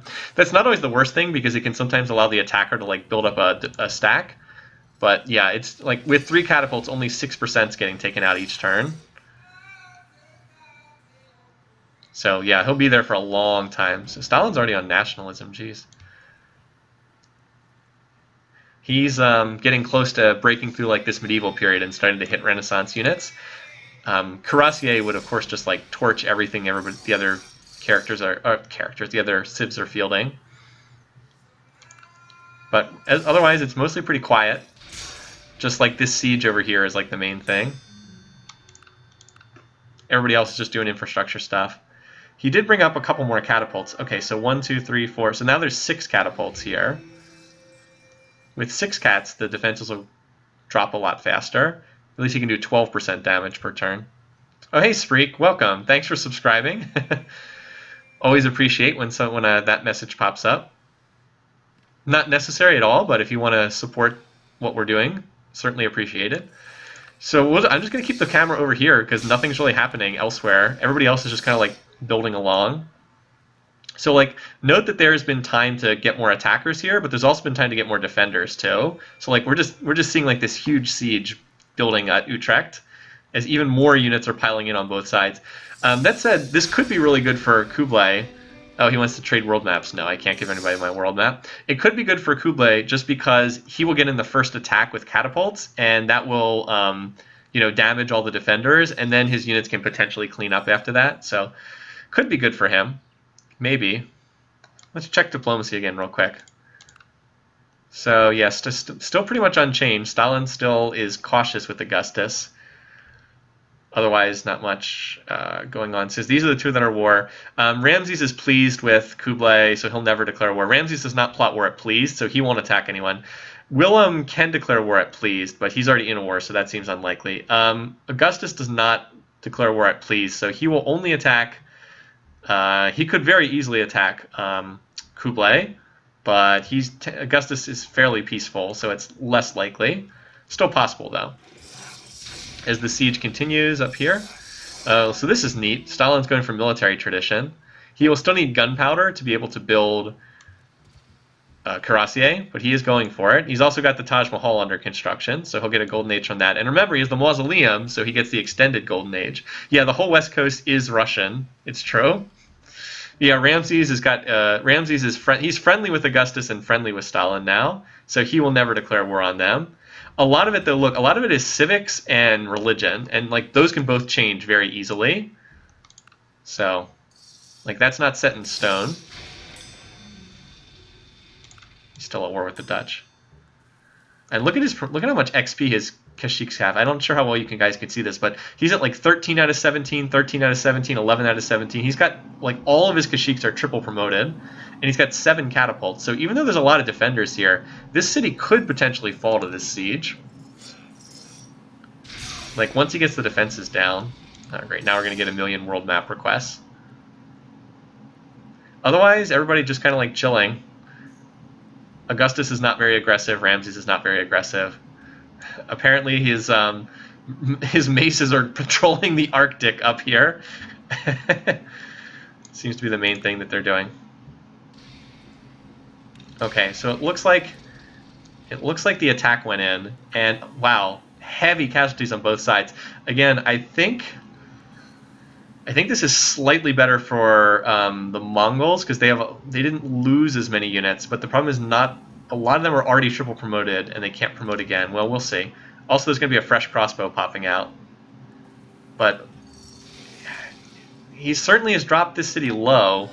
Of course, at the cost of horrible, horrible losses on the side of Kublai. Still, he's got another stack coming in, so if he reinforces with this stack, I think he can take Utrecht. But wow, what a cost they paid in blood. Ooh, yeah, a really, really violent attack there.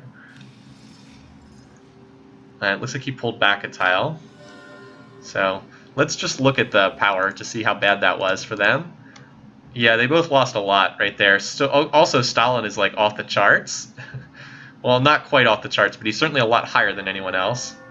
And he just finished the Taj Mahal, so triggered a golden age. I really wish I could see inside his city right now, so I could show like how ridiculous his production is. So he'll be able to one-turn units out of like almost every city right now, along with that one random city in the back lines. But let's see. Yeah, the siege of Utrecht will continue. So like the defenses are starting to, but now everybody's just like loading up for the next round. It looks like Ramses builds another key wonder. I don't know. I'm not sure. I don't know if this is enough to break through because like the defenses are starting to regenerate. Is that the right term here? No, it's not enough. So like, there was just an attack that didn't work. It didn't kill anything. So the city will hold. It was close, but it didn't fall. So all that bloodletting ended up achieving nothing, unfortunately, for these two sides. Everyone's like, Stalin, come on. It's time to attack someone. What are you doing? Ramses is literally just building research. Oh, thanks, Tenacious Paste. Yeah, who will Stalin attack, right? I would wager that he goes after Augustus. There's too big of a piece weight difference between them. Where is Stalin? Here he is. I mean, I guess he's technically cautious right now, but I don't know. Could still declare war, of course. So yeah, this whole conflict has ended up being a nothing. But looks like Kublai's going to retreat and try again. He doesn't have enough to break through, but he'll keep trying.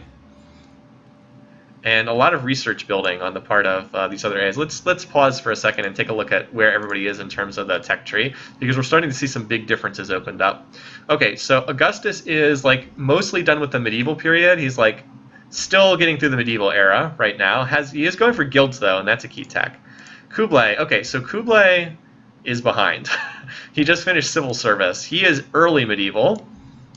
Not looking good there. Ramses, on the other hand, if you can see, has already completely finished the medieval era, and he's entering the Renaissance, and it looks like he's going to be the first to claim liberalism, so he'll get the free tech next turn. Good timing here. Got it right when he was going for the free tech. Now, okay, so Stalin has now decided he's going to get serious. He went for nationalism, military tradition. He's now picking up guilds and then gunpowder, and that will unlock cuirassier. So that will be really strong. Yeah, Willem's in free religion from his wonder. One sec. Let me check this.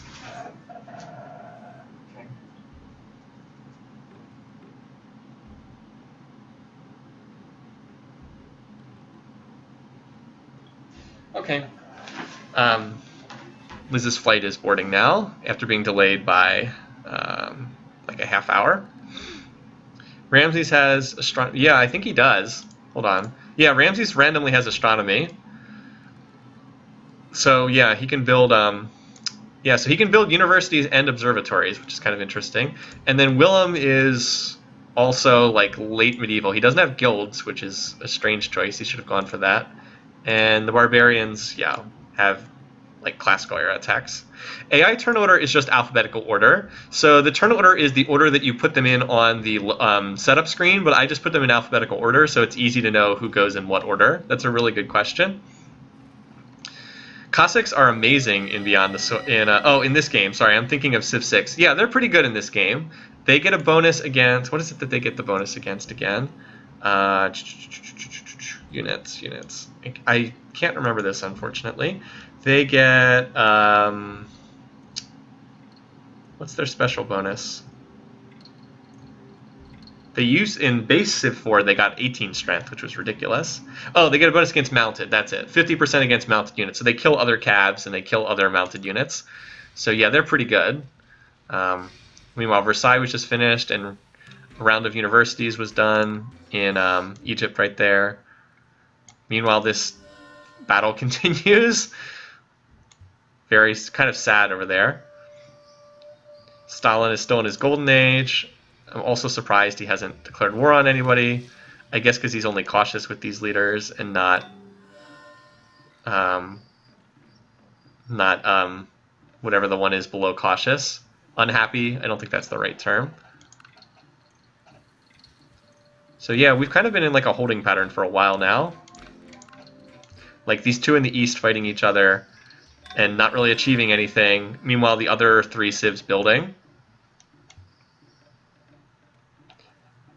Mounted, yeah, as you guys said. Solid unit. But yeah, not game breaking. Poor Augustus, he still has all these units trapped in. Oh, well, there we go. Knew it was only a matter of time until we saw that. Alright, so this time I remembered the war declaration count. So this is probably the beginning of the end for Kublai, unless he's able to get someone to jump into this war on his side. Probably the beginning of the end for him. Ramses is going for communism. You know those Egyptians, they love their state property. So finally we have some movement in the game. It's just nice to see something happening for a change. Yeah, and this time there's now knights on the part of... so that's a unit that Kublai can't match. He does not have knights. And knights are really good units. And Willem gets saved again. True. True. So if Augustus can conquer enough territory, he might be able to get up there with Stalin and Ramses. I think he might be too far behind, but maybe if he like absorbed all of the Mongol territory, he could be a competitor at that point. It's a possibility at least. So it looks like Karakorum is the target. There's a lot of units over here. Does he have any trebs? Okay, he does have a couple. So this city won't last too long. It does not have... Oh, that's right. So the Mongols don't have castles. Because they don't have engineering. No, they do have engineering. I'm sorry. Never mind. They do have engineering. So this will take a while. Maybe not that long, though. It just lost a lot. Once again, Kublai struggles to take land from a weaker opponent, with the Romans being the key factor. Yeah, that happened in last year's game. And now the Dutch finally can go on the offensive because all the heat's being taken off by the Romans down to the south. Yeah, Karakorum's getting bludgeoned pretty badly here. And, oh, I think they just made peace up here. Did Willem just make peace on the... Because he just moved... No, maybe he just moved his units back. Like, I saw the Dutch on this tile last turn, and then they moved backwards. Maybe they're just merging a stack together or something. Usually when that happens, it's like a sign that they've signed peace. Oh, did they just sign peace? Oh, well, get your popcorn ready, everyone. We had Stalin declare war. And then it looks like we had the Apostolic Palace immediately cause the war to end. Okay, well that was interesting there. So the Apostolic Palace intervened and caused the war to end.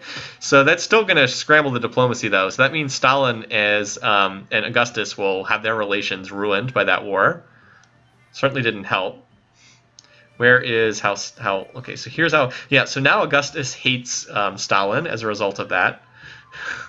What a tease. I know, right? I was like, oh, get your popcorn ready. And it's like, no. War just ended. Yeah, stupid Apostolic Palace. I would love to just get rid of it, but we do want the diplomatic victory as a condition. Some games it doesn't play a role. In this game, because like everybody is Christian. Now, it didn't end the war with Willem, though, because Willem is not Christian in this game. Although they may have just signed peace again. Nope, they're still at war. Just checking right now. All right, but the thing is, though, when it ruins people's relationships like that, it does make future wars more likely by having stuff like that happen. I did upgrade. I already updated it. Yes, I did update the war count. I did. I'm sure I did. So that was disappointing. I thought I did. Okay, yeah, I was pretty sure I got both of the last two attacks. So it looks like we're still dug in here on the Mongolian Dutch border. That sounds like such a weird thing to say, the Mongolian Dutch border. So the others can't even really go to war for 10 turns because of the enforced peace. And yeah, Stalin is running around with grenadiers now. What's everybody's research rate? Augustus is 335, Kublai is 146, Ramses is 839, Stalin is 742, Willem is 259. Okay, so as expected, Ramses and Stalin are way out in front as far as research goes. So yep, we're just kind of hanging out here, watching watching the one war that's ongoing.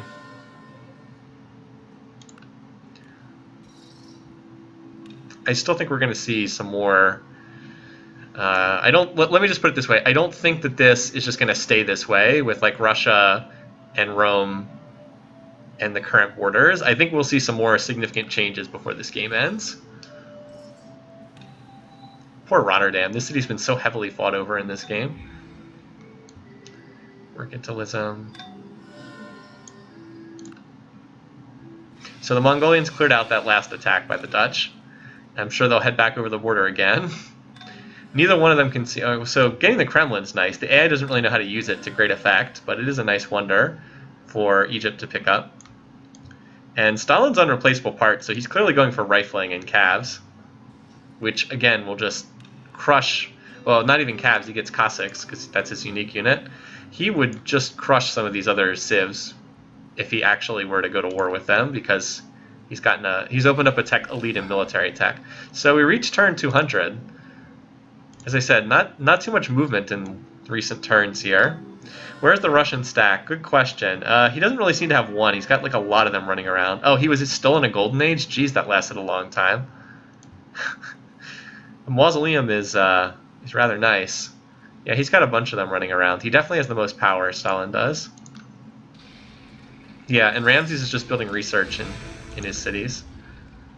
Note that the AI likes to starve its cities randomly at some points in time. Yeah, Ramses is just like content to sit there. Oh, this is big. Ramses went into free speech. That's a big, wait, free speech or free religion? No, never mind, free speech. I thought he went into free religion. Free speech is not a big deal. Because if he goes into free religion, he loses the +7 with, where is it? Yeah, he has a +7 relationship with Stalin. The minute that drops, those two will not be friends. Or they'll lose most of their friendliness. Yeah, because that's what's propping up their relationship with one another. Stalin researching rifling is a good sign for him. I mean, assuming he wants to attack someone. Oh, we also finally finished bronze working. And by that I mean the Observer Civ. Hooray! We got a tech, Observer Civ. Oh, and by the way, note the random great merchant just wandering through here with his camel. So Utrecht is under siege again. I bet you never heard that. It's probably too well defended to fall, though. When Stalin has more rifles than people, we should be afraid at that point, I agree. If Stalin goes to war, it will almost certainly be with Augustus. But the thing is, he's not likely to declare war right now because, look, he's just building research in almost every city. When the AI is doing that, that means they're not plotting war. Egypt is loading up on security bureaus, so Egypt will have a ton of espionage points. Who's Stalin's worst enemy? I believe it's Augustus at this point. I can check on that. Pretty sure it's Augustus. So yeah, Augustus is his worst enemy. Good question. And Kublai is the worst enemy of Augustus himself. Ramses does not appear to have a worst enemy right now. Willem, surprisingly, does not have Kublai as his worst enemy, which is what you'd expect, considering they've been at war for 1,000,000 years, but no. So it looks like we might have another battle where a lot of people die on both sides. I can't see this attack succeeding, though. Oh, where's Ramses culturally? That's a good question. So he hasn't appeared to be going after a cultural victory yet. No, he's not even on the top list.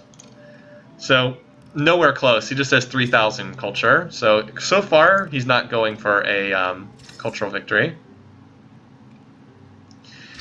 I think both Willem and Kublai are just too far behind at this point. I really can't see either of them catching Stalin. The two of them have just been hurt so much by this war that never seems to end between them. Well, we're going to see another attack here. I don't expect it to do that much, but we're going to see it. So a lot of units redline. A lot of units redlined. I don't know if he actually killed anything.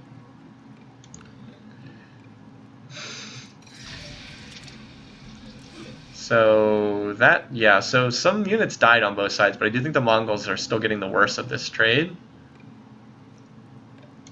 As everybody else is it's kind of funny, right? You have a world where most people are advancing into the Renaissance even starting to push into the near industrial age now. And there's like these two backwards countries that just like continuously throw units at each other and like this mad, insane bloodletting that never ends. It's weird. Yeah, they all seem content just to sit there and build units, which is kind of frustrating from our perspective because it makes for a less than interesting game. Although defensive packs now that defensive packs are in the mix, that can shake things up. Could be fun. Get some people into wars they don't really want to fight. And Ramses still has not gone free religion, which is disappointing. I mean, part of the reason why we're seeing this is because Christianity became such a widespread religion. Everybody, like all of the top civs, all the ones that are near first place are all sharing the same religion, so they're much more likely to stay on good terms with each other. And that can make the games, more passive, which is what we've certainly been seeing. We had that great part in the beginning with like Ragnar doing insane Ragnar things, and then since then it's been pretty quiet. Aside from Kublai continuing to throw units away to no purpose. Building a hermitage in a city under siege. I guess he's like, yeah, I do not believe you're going to capture this city. Like, it's not happening. Yeah, Russia has a Carpet of Doom thing going on, it's true. They're all, like, running around. Although he's kind of waited a little too long to make his move, because if he was going to go after Ramses, Ramses now is going to have rifling. There was a huge window here to take it to Ramses while he didn't have rifling, but he just declared war. Here's the Stalin stack. He's decided to go after Willem. Okay. I think he might have been pulled into this war by Kublai. Okay, so that's a huge stack. How many units are... Okay, he's got 68 units here. Okay, well, that's interesting, and they're all Cossacks too. Everyone's like R.I.P. William, pretty much.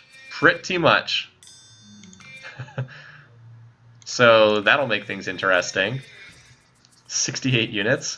Now, sadly, he doesn't have cannons yet, so he'll probably sit here and wait to bombard down the defenses, and that'll cause this to take forever. Or maybe not. He took them out. He does have 4 trebs. War count. Thank you. It had been so long I had forgotten about it. Okay, 8. So I have 12 for the game. I think I'll get reasonably close with 12 on that prediction. I think might be a little bit low, because I think we're going to be higher than that. All right, so the Hague's defenses are mostly down now, as these Cossacks continue to wrap around. Oh, okay. Now we've got more stuff going on. Okay. So now... After all that boredom, now we finally get some real stuff going on. So now we have a renewal of the war between Augustus and Kublai. And then we also have this attack in the north, too. All right, good stuff. Well, he doesn't... I don't think he has the tech for... I don't think Stalin has the tech for... He doesn't have steel yet, I don't think. Kublai. Or not Kublai. Stalin? No, he doesn't have steel yet. He does have physics, though, so if he can get a city up here, he can start dropping in those airships. I expect he'll go for that relatively soon, though. More war, I know, right? So the Hague is probably toast here.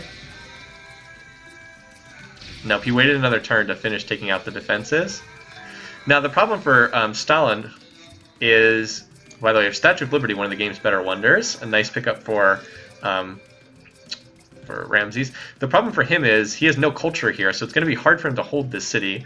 Like it could be crushed by the culture of Egypt, in particular Memphis, because Memphis's border is actually so this city would likely flip to Egypt after this is done. He needs to grab all of these cities just to get some kind of a cultural presence up here. Meanwhile, we also have an attack gathering at Karakorum, so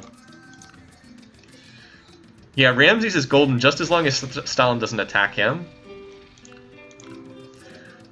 These wars are shaking up the diplomacy a little bit too, I think. Let's see. So yeah, still on good terms with Ramses for now.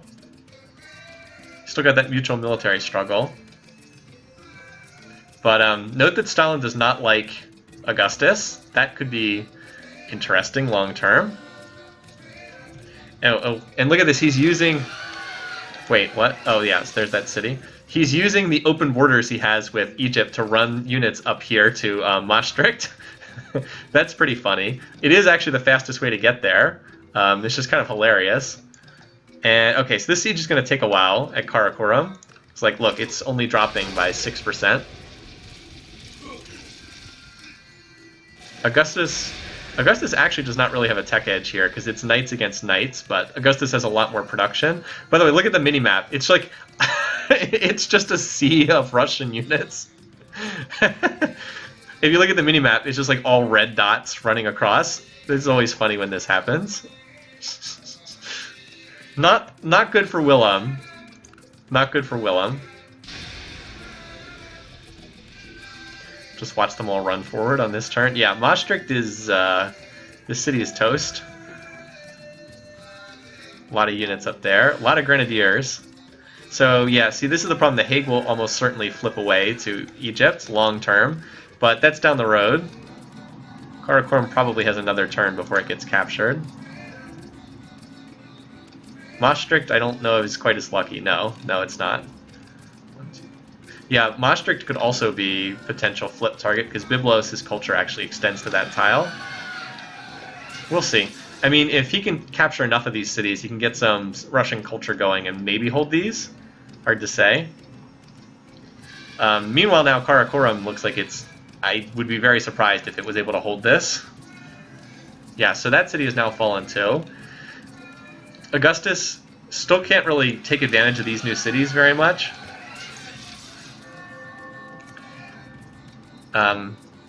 But he can get more tiles like for Kumai. Remember how this was culture crushed and like couldn't work any of its own tiles? And this city was culture crushed too. This one too, remember? Arpinum was originally the border. This iron tile was originally in Mongol territory, and it's like now it's deep in Roman territory, so like it's slowly being pushed back up here. Meanwhile, Amsterdam, like they're closing in on this city now, and it really doesn't have much in the way of defenders. So it's actually better for Stalin if he does not have any catapults or trebuchets, because he'll just attack and not waste 20 turns trying to bombard down the defenses. Didn't bet on Stalin. No, I mean, Stalin surprised me. And let's be honest, like these games, there's a lot of luck in them. I've actually replayed a game from a previous season, like just did the exact same game again, and it played out in a completely different way the second time around. So like there is a lot of luck. It's just what happens when one AI does something as opposed to what another one does. So you got to remember there's a lot of randomness as we get AI request spam. Oh, I didn't even realize he captured that city. Jeez, okay, that was fast. So yeah, Willem is just... Well, this is what happens when a much stronger Civ like decides you're going to die. The Cossacks are on the ride. Stalin's been a little busy trolling the Dutch. Well, not right now, but like I think long term he probably will attack Rome. Like it seems very likely.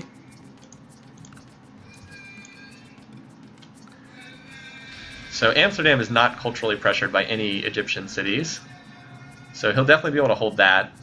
And then he's going to be in this weird situation with like this small Russian series of colonies in the east. Utrecht is now the capital. Yeah, Dutch is now a Russian colony, pretty much. Kublai's gains from Willem totaled 1 city. Yeah, all that fighting didn't achieve very much.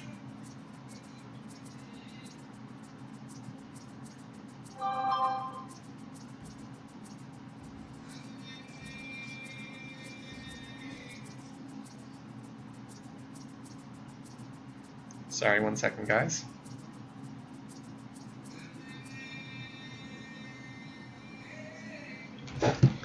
Okay. If Stalin gets Roman territory, can he win? Yeah, Roman territory alone probably wouldn't be enough, but it would be getting close. It would put him in the ballpark, let's put it that way. He probably would need some territory from Egypt, though. Alright, so Nijmegen just got captured. So Utrecht is all that's left. Yeah, I don't think this is going to last much longer.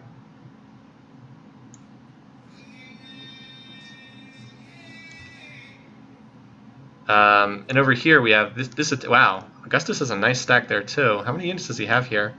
He has about 45 units here. So New Sarai is... Yeah, so he's just like slowly working his way through this culture too, or not so slowly. So it looks like Kublai might be shortly to follow after Willem here. Jeez, that's a lot of Russian units. A lot of Russian units. Power graph, yes, good question. I mean, I know what it's going to show, right? Stalin is off the... Yeah. Stalin might be ahead by just a little bit. Stalin is so far ahead in power right now, it's pretty disgusting. Yeah, not a good sign. Not a good sign for the other leaders.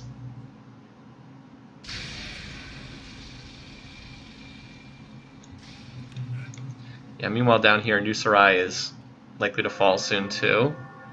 And there's still a gazillion Russian units running through Egyptian territory. Their little highway through.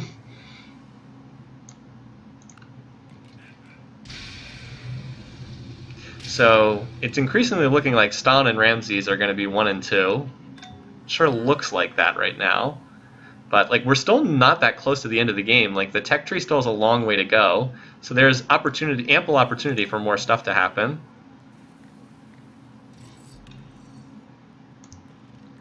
Alright, so New Sarai was captured there.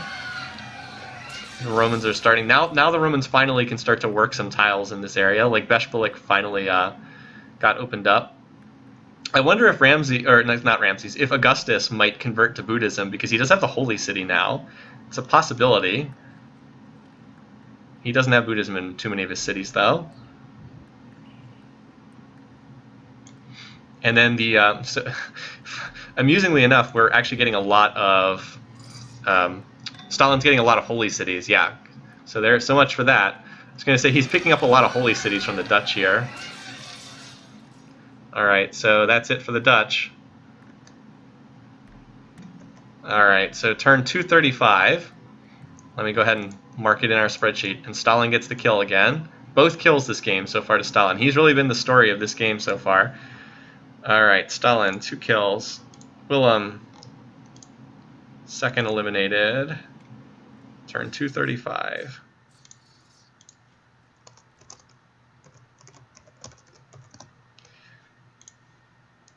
Yeah, so that's 3 AI survivors, 3 early eliminations for Willem.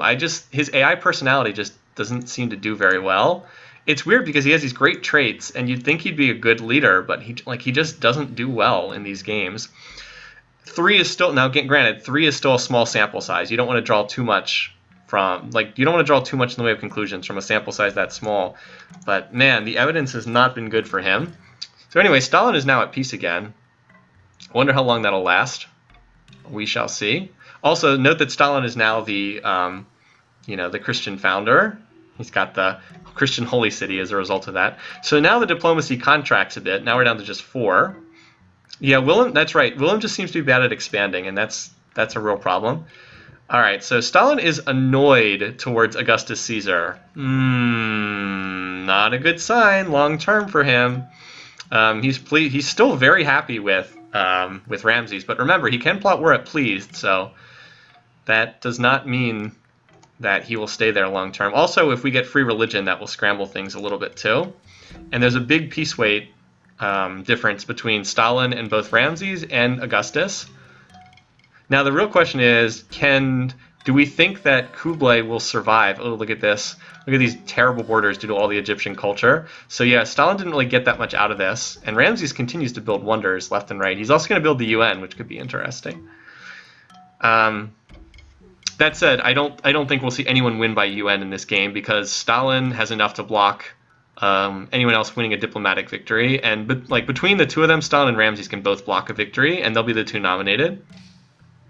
Photos of Willem found in Christianity now with mysterious gaps where Dutch people used to be. Oh, anyway, so you might have noticed the rifles walking around, and Augustus might have had these for a little while and I just missed it. But with rifles on the scene now, there's very little that Kublai can do. Not once they pop up. Stalin's going for combustion, so that means he'll have awesome naval units. Doesn't play a huge role on this map, but kind of neat. And Ramses is just building all the wonders. How many Mongol cities are left? 4? 4 Mongol cities left. Do we think that Kublai will survive long enough for the Russians to intervene on his side, which I think is likely, or will he be eliminated before that can happen? It's kind of an open question right now. Hey, Sydney. Okay, so let me put him on stream because he's decided to come in. Just randomly decided, hey, I want to say hi to everybody. Okay, bud. Come here. Again, he was very bad today. What? You were bad today. I'm not going to play with you. You were bad. No. You ate my lunch. You ate my lunch. He's very cute. It's hard to stay mad with him.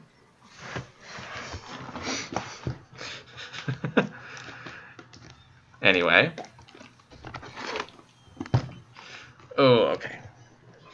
I've actually got the laptop propped up on the mouse cord. Get out of the way.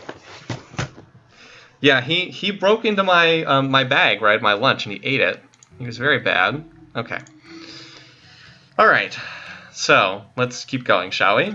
We still have this military campaign between Rome and Mongolia, which has also been going on seemingly forever in like 2 or 3 different incarnations. He ate my lunch like Stalin ate the scores. Yeah. That's, wow, look at this line of units walking through. It's pretty funny. That said, Ramses is not that far behind, and I think Ramses is teching at about the same rate as Stalin, so Ramses still has a chance to win this game if he can keep it peaceful. Ramses needs the game to stay peaceful, though, because he's not winning if it comes to a war. Stalin's too strong. No, didn't have any grapes. It was bread. He got into bread and ate it, which is not good for dogs, but it's not deadly or anything like that. Ragnar might attack Ramses. It's not impossible. Like, I wouldn't rule it out.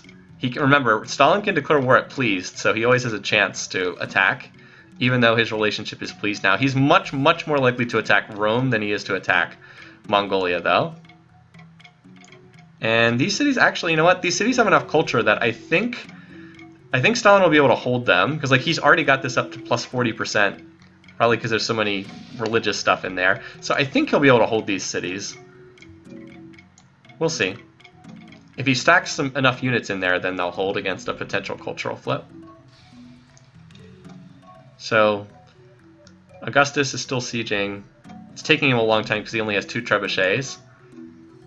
We'll do another overview at turn 250, which is coming up shortly. Defensive pact would be fun too. Like if Augustus and Ramses sign a defensive pact and then Stalin declares war on Augustus, that would be pretty awesome. Because then Stalin would be fighting both of them, and that would be a real struggle for him. That's probably the only way he loses the game, is if he has to fight both of them. Kublai is going for military tradition. It's a long... I mean, he'll get it eventually. The issue with him now is he only has 4 cities, so he just doesn't have much production. Like, he just can't turn out that many units because he has so few production centers left. Alright, so the UN was just finished. Ramses and Stalin are voted. I expect that... Let's see who will vote for who. So, we know Stalin and Ramses will vote for themselves. Kublai will vote for... I don't know. They use the same relation with both of them. Augustus will vote for Ramses. That's not a surprise there. Well, oh wow, Augustus hates Stalin. He really hates him. So I think Ramses will be the winner of this because he's going to pull a vote from Augustus as Ramses continues to build every wonder under the sun. Man, he loves wonders. Alright, so there it is. We knew this was coming as a gazillion units run around. Ah. No. Alright, so I will update the war declaration counter, 9. And one city was already taken on the first turn of the war, so that didn't take very long. Save the Mongols. So this probably spells doom for Augustus. Probably. And no, I mean, again, Stalin has been using Egyptian culture to like make these attacks. Like, look at this. He's got another one going over here at Mediolanum. So that's reprieve for Kublai. Maybe Kublai can make it to the end of this game after all. Oh, and he's got cannons now too. Ooh, that's not good. Not good for Augustus. He's got cannons now. And now he's going to wrap around and take more of these cities. Let's update the world map just because I haven't done that in a while. Reveal tile mode. There we go. Yeah, see, it paused for a second because it had to update a lot of information. Yep, more cities falling. Wait, where's Antium? Oh, geez, he took 2 cities the same turn? Man, so this is collapsing rather fast here for Rome. I mean, he'll still be able to hold this for a little while, but it's just a matter of time. And like again, Stalin can like wrap all the way around and grab these cities using the Mongolian borders, so that's kind of weird. He took 3. Well, he took 2. He took 2 on the same turn. He has already taken 3. That's right. Stalin does appear to be on the way to domination. All right, so zoom back and get an overview shot. Oh yeah, and the borders of the Lurker Civ expanded. So here's where we stand 250 turns into the game. Come on. All right, that works. Print screen. Okay. Those pikemen aren't really going to stop Cossacks. So does Ramses have enough land? I believe he does. I could be wrong on that, but I think Ramses does have enough. So Ramses he's got 33%. So you would think that wouldn't be enough, but his borders will expand when he, like as Stalin takes cities, the Egyptian borders will expand. So I don't think, Stalin can't win, I think, unless he takes some territory from Ramses. I'm pretty sure he needs some Egyptian territory to win. Also keep in mind, I don't see Stalin attacking Kublai anytime soon. They have pretty good relations, the two of them. Look at the relationships again real quick. So where's Stalin? Yeah, he's friendly towards Kublai, so he won't attack Kublai, but he would be willing to attack Ramses because he will plot where it pleased. And again, you're like, wait, how is he friendly at +9 but pleased at +10? Well, that's because P has a much bigger piece weight difference with Ramses. Ramses has a high piece weight, Stalin has a low piece weight. And he seems to be just running around targeting all these cities in the north. Hey, remember how Cumae was the front lines between Mongolia and Rome? Now it's pretty deep inside Roman borders. Oh, he just captured freaking Rome. That didn't take very long. He also has machine guns running around now, too. What's with the random... Oh, so this was a barbarian city. Yeah, this was a barb city that was captured by Egypt, just randomly. That's why he has one city there. Might cause Stalin to win, yeah. Augustus folding more than a paper airplane. Nuclear non-proliferation treaty. So I'll ignore that. It'll be funny to see if anyone abstains from that, even though there are no nukes out on the map right now. Ramses, look at this, communism and fascism being researched. That's kind of funny. And quite appropriately so for Stalin. He does favor state property as a civic. So yeah, we've just got, like, the whole north of Rome is just Cossacks running around right now. Overrunning things. Yep. Like, he can just take a city per turn. So no one defied the resolution. So cannot build nuclear weapons did succeed. So we won't be seeing nukes anytime soon, for whatever that's worth. Note that The Hague is revolting. So like I said, there's a good chance that'll become an Egyptian city in time. It's just under a lot of cultural pressure. Maastricht 2 potentially could also revolt, maybe. Which is a shame for Stalin because he did all the heavy lifting, but, you know, that's how the deal works with culture in Civ4.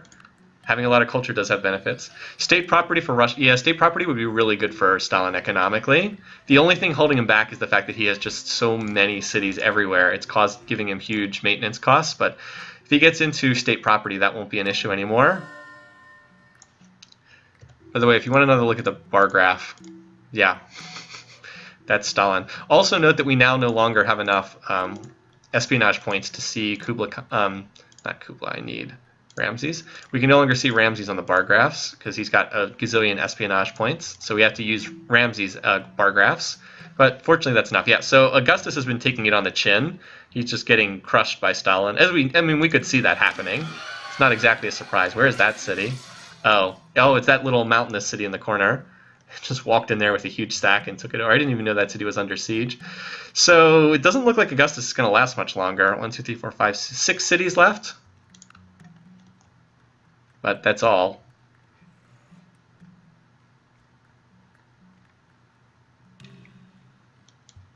Along with this city that's just like randomly surrounded. The Mongols are still in this war as well, for whatever that's worth. And Utrecht is under Mongolian pressure. That revolted one time too. So Maastricht revolted, either was revolted or given over to the Egyptians.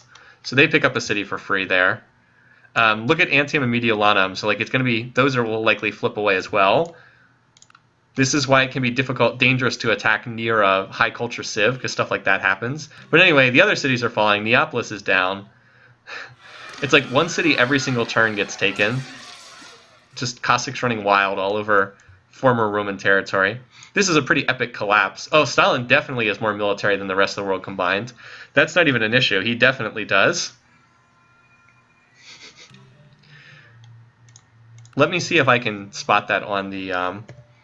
let's see. So, does this let me see all the units? Okay. Why can I not see those units? That's weird. I can see... Hold on. What if I do reveal map again?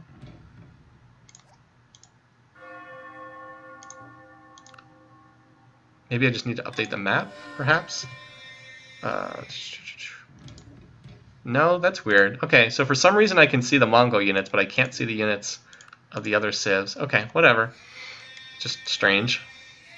So Antium will probably fall in a turn or two. It's a gazillion Cossacks attack it. Okay, so this is an actual diplomatic victory. So the game could end here, but I really don't think it will. I think there's enough votes to block this.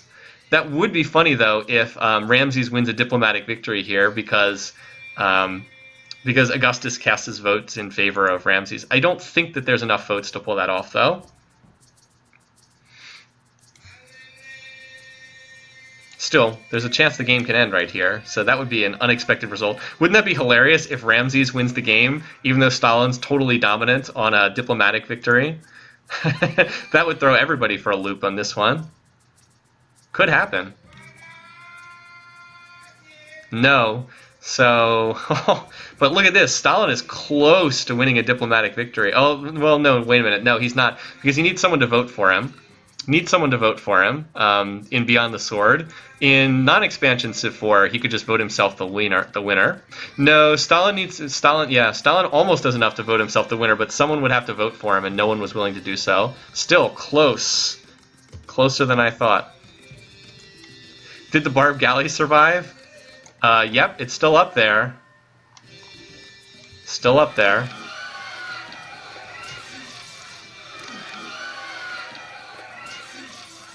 Yeah, Ramses is probably guaranteed second place, but it's theoretically possible that Stalin could put a huge whipping on him and pull Kublai into second. I mean, that's very unlikely, but it could happen.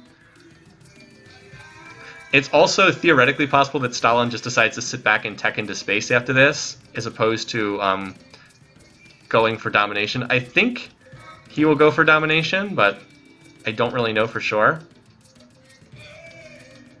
We'll just have to wait and see. Like I said, we're still early in this game. It's only turn 262.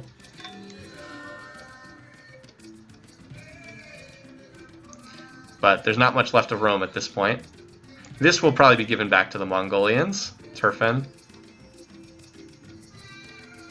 The Hague is still desperately trying to hold on. It's getting closer. You see the culture? I know that I don't want to get too far away from this war, but you see the culture? It's 23% Russian, 69% Egyptian. So he's getting closer to holding this. He just has to make sure a revolt doesn't happen, because there's already been one before that can get enough culture to avoid flipping. And Russia almost has connected its borders all the way across the world, which is kind of funny. Relationship. Oh, Ramses is no longer Christian. Oh, good call, Auntie. Really good pickup. So Ramses he had a self-founded religion, Islam, and he eventually spread it around to enough cities that he swapped. So yep, look what happens as soon as. Oh no, wrong. I'm looking at the wrong one. Here we go. Look what happens as soon as they no longer have the shared religious benefit. Cautious Ramses towards Stalin. Cautious Stalin towards Ramses. They're trading a lot of stuff. Don't get me wrong, but. Yeah, it's not enough. Wait, why is Stalin trading for oil? Does he actually not have any oil? Strategic resources. Wow, Stalin? Okay, never mind. He does have oil up here. He doesn't need to trade for oil. He has some. He must have made that deal before he had it connected. I was like, I can't believe that he would not have oil connected somewhere in his territory. So yeah, the odds are, the fact that Ramses went to Islam makes an endgame war between Stalin and Ramses much more likely. I mean, much, much, much more likely. Karakorum taken down. What? He signed peace? Oh no, never mind. That was Kublai who signed peace. I was like, why would Stalin sign peace now? But that was Kublai who signed peace. Like, a Civ that has this much power does not sign peace with a Civ who has this much power. That just doesn't happen. But it was Kublai who signed peace. Ramses getting oil. Oh, Ramses is getting oil from Stalin. Okay. I'm sorry, so it was the other way around. I was reading that incorrectly. So another attempt to go for the victory vote. So the other question here is, would Kublai be willing to vote for Stalin? No, he is not high enough. +3 is not nearly high enough. Still, maybe later on, you might see. The problem there is religious difference. Kublai and Stalin do not have the same religion, so they're unwilling to vote for each other. And Ivan the Terrible is born, but not in Russia. Ivan the Terrible is born in Rome. Anyway, these are the last couple turns here. This won't take much longer. See, this is what I thought would happen to Augustus. I just thought it would happen a lot sooner. Like, I thought it would happen early in the game. Rome took back Turfan from Stalin. Oh, well, it didn't last for very long if that happened. At least everybody who predicted domination was right. Yeah, well, I mean, that's why we have all the different categories, right? So you can be wrong in one thing and still... He lost it, though. Okay. And, like, you can still pick up points in other categories. And, I mean, the other thing is, like, the picking game is hard. Like, it's hard to get it right. There's a lot of randomness, and the AI doesn't always behave rationally. Like, what about Ragnar? His early game moves made no sense at all. Like, he starts here, sends his second city north into the tundra, doesn't make any attempt to expand, declares war on a stronger neighbor, and then promptly gets owned. Like, nothing about that makes any sense whatsoever. So it can be really hard to predict sometimes. This city, I am surprised, is still not dead yet. But I think it will be here. Alright, and so now Arretium is the only remaining bastion of Romanness. The Hague is still stubbornly holding on, but it's not pushing back the culture as fast as I thought. Utrecht is doing better. It's already almost almost 40% Russian against 60% Mongolian, so that one's doing better. Oh, much better than this. Oh my god, so much better than Civ 5 and Civ 6. But there's a reason for that, because those games don't have stacking. And frankly, the AI needs to be able to stack units together to be competitive. Without that, it can't brute force objectives. All right, free religion. So this would be interesting. If this gets voted through, it shuffles up the religious gameplay. At this point, it probably wouldn't matter as much, because we're already at a point where the diplomacy is... like all over the place. So it failed. Interestingly enough, Augustus defied it, so he gets a huge unhappiness penalty in his one city. Stalin wanted it. Oh, so Stalin wanted it, and it would have gone through, except Troll Augustus with his one city decided to defy it and block the resolution from happening. So, okay. Can we zoom all... Well, I don't want to zoom all the way in, because it makes it hard to get a screenshot on there. A lot of ships, yeah, there are ships like randomly sailing around. The Russian Navy is just hanging out here in port. Sadly, it would be totally useless against Egypt. Having the Navy won't do anything against a landlocked Egyptian competitor. So here's the stack, right? Here it comes. There's probably like 100 units in here or something. Something crazy. There's at least 70 units in here. Oh, and now he's founding corporations, too. Is he in state property? I'm just kind of curious. What's Stalin running right now? He's in mercantilism, so that corporation does matter. He's in uni-suffrage, free speech, slavery, mercantilism, and theocracy. It's weird. His favorite civic's state property, but he hasn't gone to it yet. It's very odd. Also, if he's going to run mercantilism, he might as well run representation. It would be quite good with all his cities. Also, that's a lot of Cossacks. It's a lot of Cossacks running around. What's Ramses doing? He's just doing research. So he is clearly going for like a space win right now. He probably has more beakers right now, at least while Stalin's still building units everywhere. Alright, so that does it. A gazillion, as a gazillion Cossacks run around, we see our third elimination of the game. Just wait for it. On turn 275, well, Augustus adopts free market, and he's changing civics right as he dies. Wait for it. So now Ramses has a competing corporation, Sid Sushi. He doesn't have enough seafood resources to make that very useful, though. All right, so there we go. So 3 eliminations now. So turn 275 and all the kills from Stalin. Man, he is racking them up in this game. I don't know if we've ever seen more than 3 in a game. I don't think we've ever gotten 4 kills in one game from a leader. I could be wrong on that, but I don't think so. All right, so Augustus next to fall. I did think he would die. I just thought it would come a little bit sooner.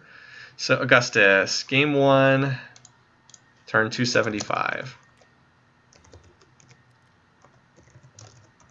All right. So he's gone. Now, and then there were 3. Can we get down to 2 before this game's over? Could happen. Certainly if anyone decided to take a swing at Kublai, if Stalin or Ramses wanted to go after Kublai, that would be it. Stalin be Russian. 3 heads is plenty to decorate the door frame. Yeah, they are starting to pile up now. So let's look at their relations. Okay, so Stalin's pleased with Kublai, but he can declare war at pleased. He's cautious with Ramses, so he very easily could fight Ramses. Ramses is pleased with Kublai, so he will never attack Kublai because he does not declare war at pleased. He is cautious towards Stalin, so Ramses could actually attack Stalin. That would be very foolish, but he could do it. And Kublai is pleased with both of them, but Kublai can also plot war at pleased. So in theory, Kublai could attack the others. I don't think he would do that, but it is possible. And Russia now has absorbed all of Rome, or most of Rome. Some of this is probably going to culture flip over to Egypt. I guess we should also check where they are on the tech tree too. So let's look at beakers first. So Kublai is irrelevant at 185. Ramses is at 1460. Stalin's at 1032, but Stalin's only running 60% research. Ramses running 80%, so it's probably pretty comparable between them. In terms of the tech tree, I expect Ramses is a little bit ahead right now. So here's Ramses. He is finished with the industrial era. He's like entering the modern era right now. He's working on computers. Yeah, oh, Stalin's further behind than I thought. Stalin's missing a lot of the modern era. He still doesn't have assembly line yet. So Stalin is behind. If this game stays peaceful, Ramses is going to win. That's not in dispute. And Kublai is irrelevant at this point. So yeah, if this game stays peaceful, Ramses wins. If it comes to another war, then Stalin's going to win. So wow, it's actually more contested than I thought. This is still not a guarantee on who's going to win here. And we have another Secretary General election. So how aggressive do you want to be, Stalin? That's probably what this comes down to. Yeah, Ramses is much further ahead than I thought. It's because he's just been sitting there building. He's just been sitting there teching the entire time and building research, which is foolish if he gets attacked, but it's not foolish if he manages to stay at peace. So yeah, Stalin's been entertaining us, but he might not have come up with a winning strategy. We shall see. We shall see. Because Ramses is going for computers now, and once he gets that, his research will only be that much higher. He does still have to build the spaceship, though. And the AI is not very good at building the spaceship, for what that's worth. There's also still this one city here, along with this huge Russian navy. Like, this is a lot of ships, you guys. Look at all these ships. It's like every single water tile has 4 destroyers on it. Who is he planning on attacking with these? Oh my god. That's hilarious. Stalin has thrown so much away on navies. Do we think that's because of the barb that he's done that? I wonder. Sometimes they just build huge navies regardless. So is that because of the barb galley? That's really weird. Huh. Just because that one barbarian galley is there? I don't know. Can we please disband barb icebound galleys? Okay, maybe we'll think about that for the future. The presence of that one ship causes him to build a 200-ship navy. I'm sorry, it's just pretty funny. Yeah, you guys are right. So you guys, Pericles did the same thing. So it is literally the presence of that one barb galley is causing this enormous fleet that he can't get to. Subs can travel under the ice, so a submarine could potentially kill that. Yeah, Egypt has now finished the Apollo program, so he'll be able to start working on a spaceship. And Stalin just changed his civics. He did finally go to state property, so that'll help his research rate. And he went to free religion, so we'll have to check. Let's let him get out of anarchy, and then I'll check his research rate and also if that did anything to the diplomatic situation. All right, so free speech is up for a vote. Yeah, there's no kill like overkill, right? Okay, so that actually made him happier with Ramses, because before they had competing religions, now they don't. So now he's up to pleased. So a lot of pleased faces on here. So that made war less likely, actually. Kind of odd. And in terms of research, why do I keep looking at Kublai? So Ramses is at 1100, and Stalin's at, oh, he's still in anarchy, so still at 0 there. But remember, Stalin can plot war at pleased, so it's not like he's guaranteed to just stay at peace for the whole game. Apparently he's running 100% gold because he wants to upgrade stuff this turn. But Ramses is on robotics, so Ramses is like kind of pulling away here in research. I wonder if we'll see another... Yeah, so the thing is, like, deleting Barb Galleys does impact the game, is the thing. So it's taking a long time to process. Sometimes when it takes a long time to process, it means someone's declaring war, and the game's moving all the units around. So Mediolanum also flipped over, was a Roman city that was captured by the Russians. Now it's an Egyptian city. Building the internet with Al Gore's picture. Always love that one. Yeah, we can fix the ice so there's no unreachable tiles. That's a great suggestion. Let's do that in the future. We'll do that for future maps. Just make sure that there's no unreachable ice tiles where barbs can spawn. Good question. Good idea. So like it's either like a solid pack of ice, yeah, and to avoid this from happening. Because by the way, there's another barb galley down here. Apparently someone raised a barb city, but not before it got a galley out somehow. But like this should either be a sea of solid ice or accessible by ships, one or the other. So good solution. There's 2 barb galleys. Anyway, at this point, I'm not even so sure that Ramses would do that badly in a war, because he's up to tanks at this point. I mean, Stalin's military is a lot larger, but like there's infantry and tanks over here now. And a lot of artillery on the part of Ramses too. A lot of artillery. So for the moment, we'll just keep clicking through turns and see if... It also doesn't help that Stalin is stopping to research fascism instead of pushing on towards space. Like, he is building factories now, and Stalin has ridiculous production. But I don't know. We'll see. We'll just keep the focus here on Egyptian territory for right now. Ramses' power is much lower than Stalin's, from what I remember, unless he's been adding more. Oh, he's up to mechs now. Jeez. So, power. Yeah, see, Stalin's way higher in power still. It's not close. But, like, Ramses has been higher in GMP. So, like, this is why Ramses is ahead. Let's back up 100 turns. That's when Stalin was in anarchy, by the way, that bizarre 2-turn thing. So, like, this long period where Ramses was researching faster. Now Stalin's ahead in research, but, like, he's researching faster per turn, but he has such a big deficit to make up. Oh, yeah, how much of that power is destroyers? A lot, probably. But, so now environmentalism's been voted in. A lot of it is in destroyers, probably, which he continues to still crank out. Oh, by the way, we the Observer Civ are also in environmentalism now too, as he continues relentlessly cranking out destroyers from every coastal city.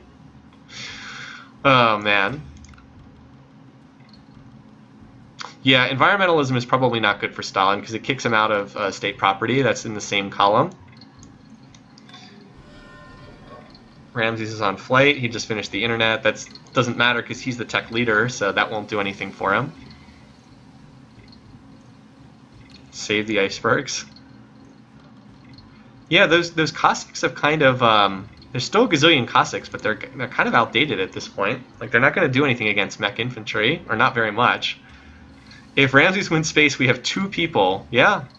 It's just Ramses was so awful in every previous version of Civ4 AI Survivor, but like he just kind of quietly expanded and did his thing, and nobody really bothered him the whole game. Like, that's what he needs, right? He just needs to be left alone, and he was left alone this game.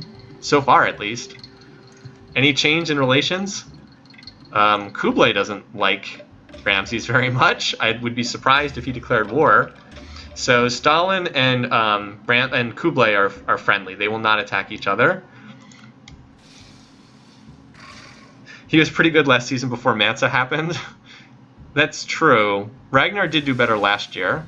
So we're back to a diplomatic vote again. Wait, hold on a second here. So Stalin's this could be the end of the game. Stalin's going to vote for himself, and Kublai is now friendly. So if Stalin picks up Kublai's vote here, he's going to win the game right here, and then that could just end it with a diplomatic victory before anything else happens. So hold your horses here. We've got a potential endgame diplomatic victory right here for Stalin. Let's see.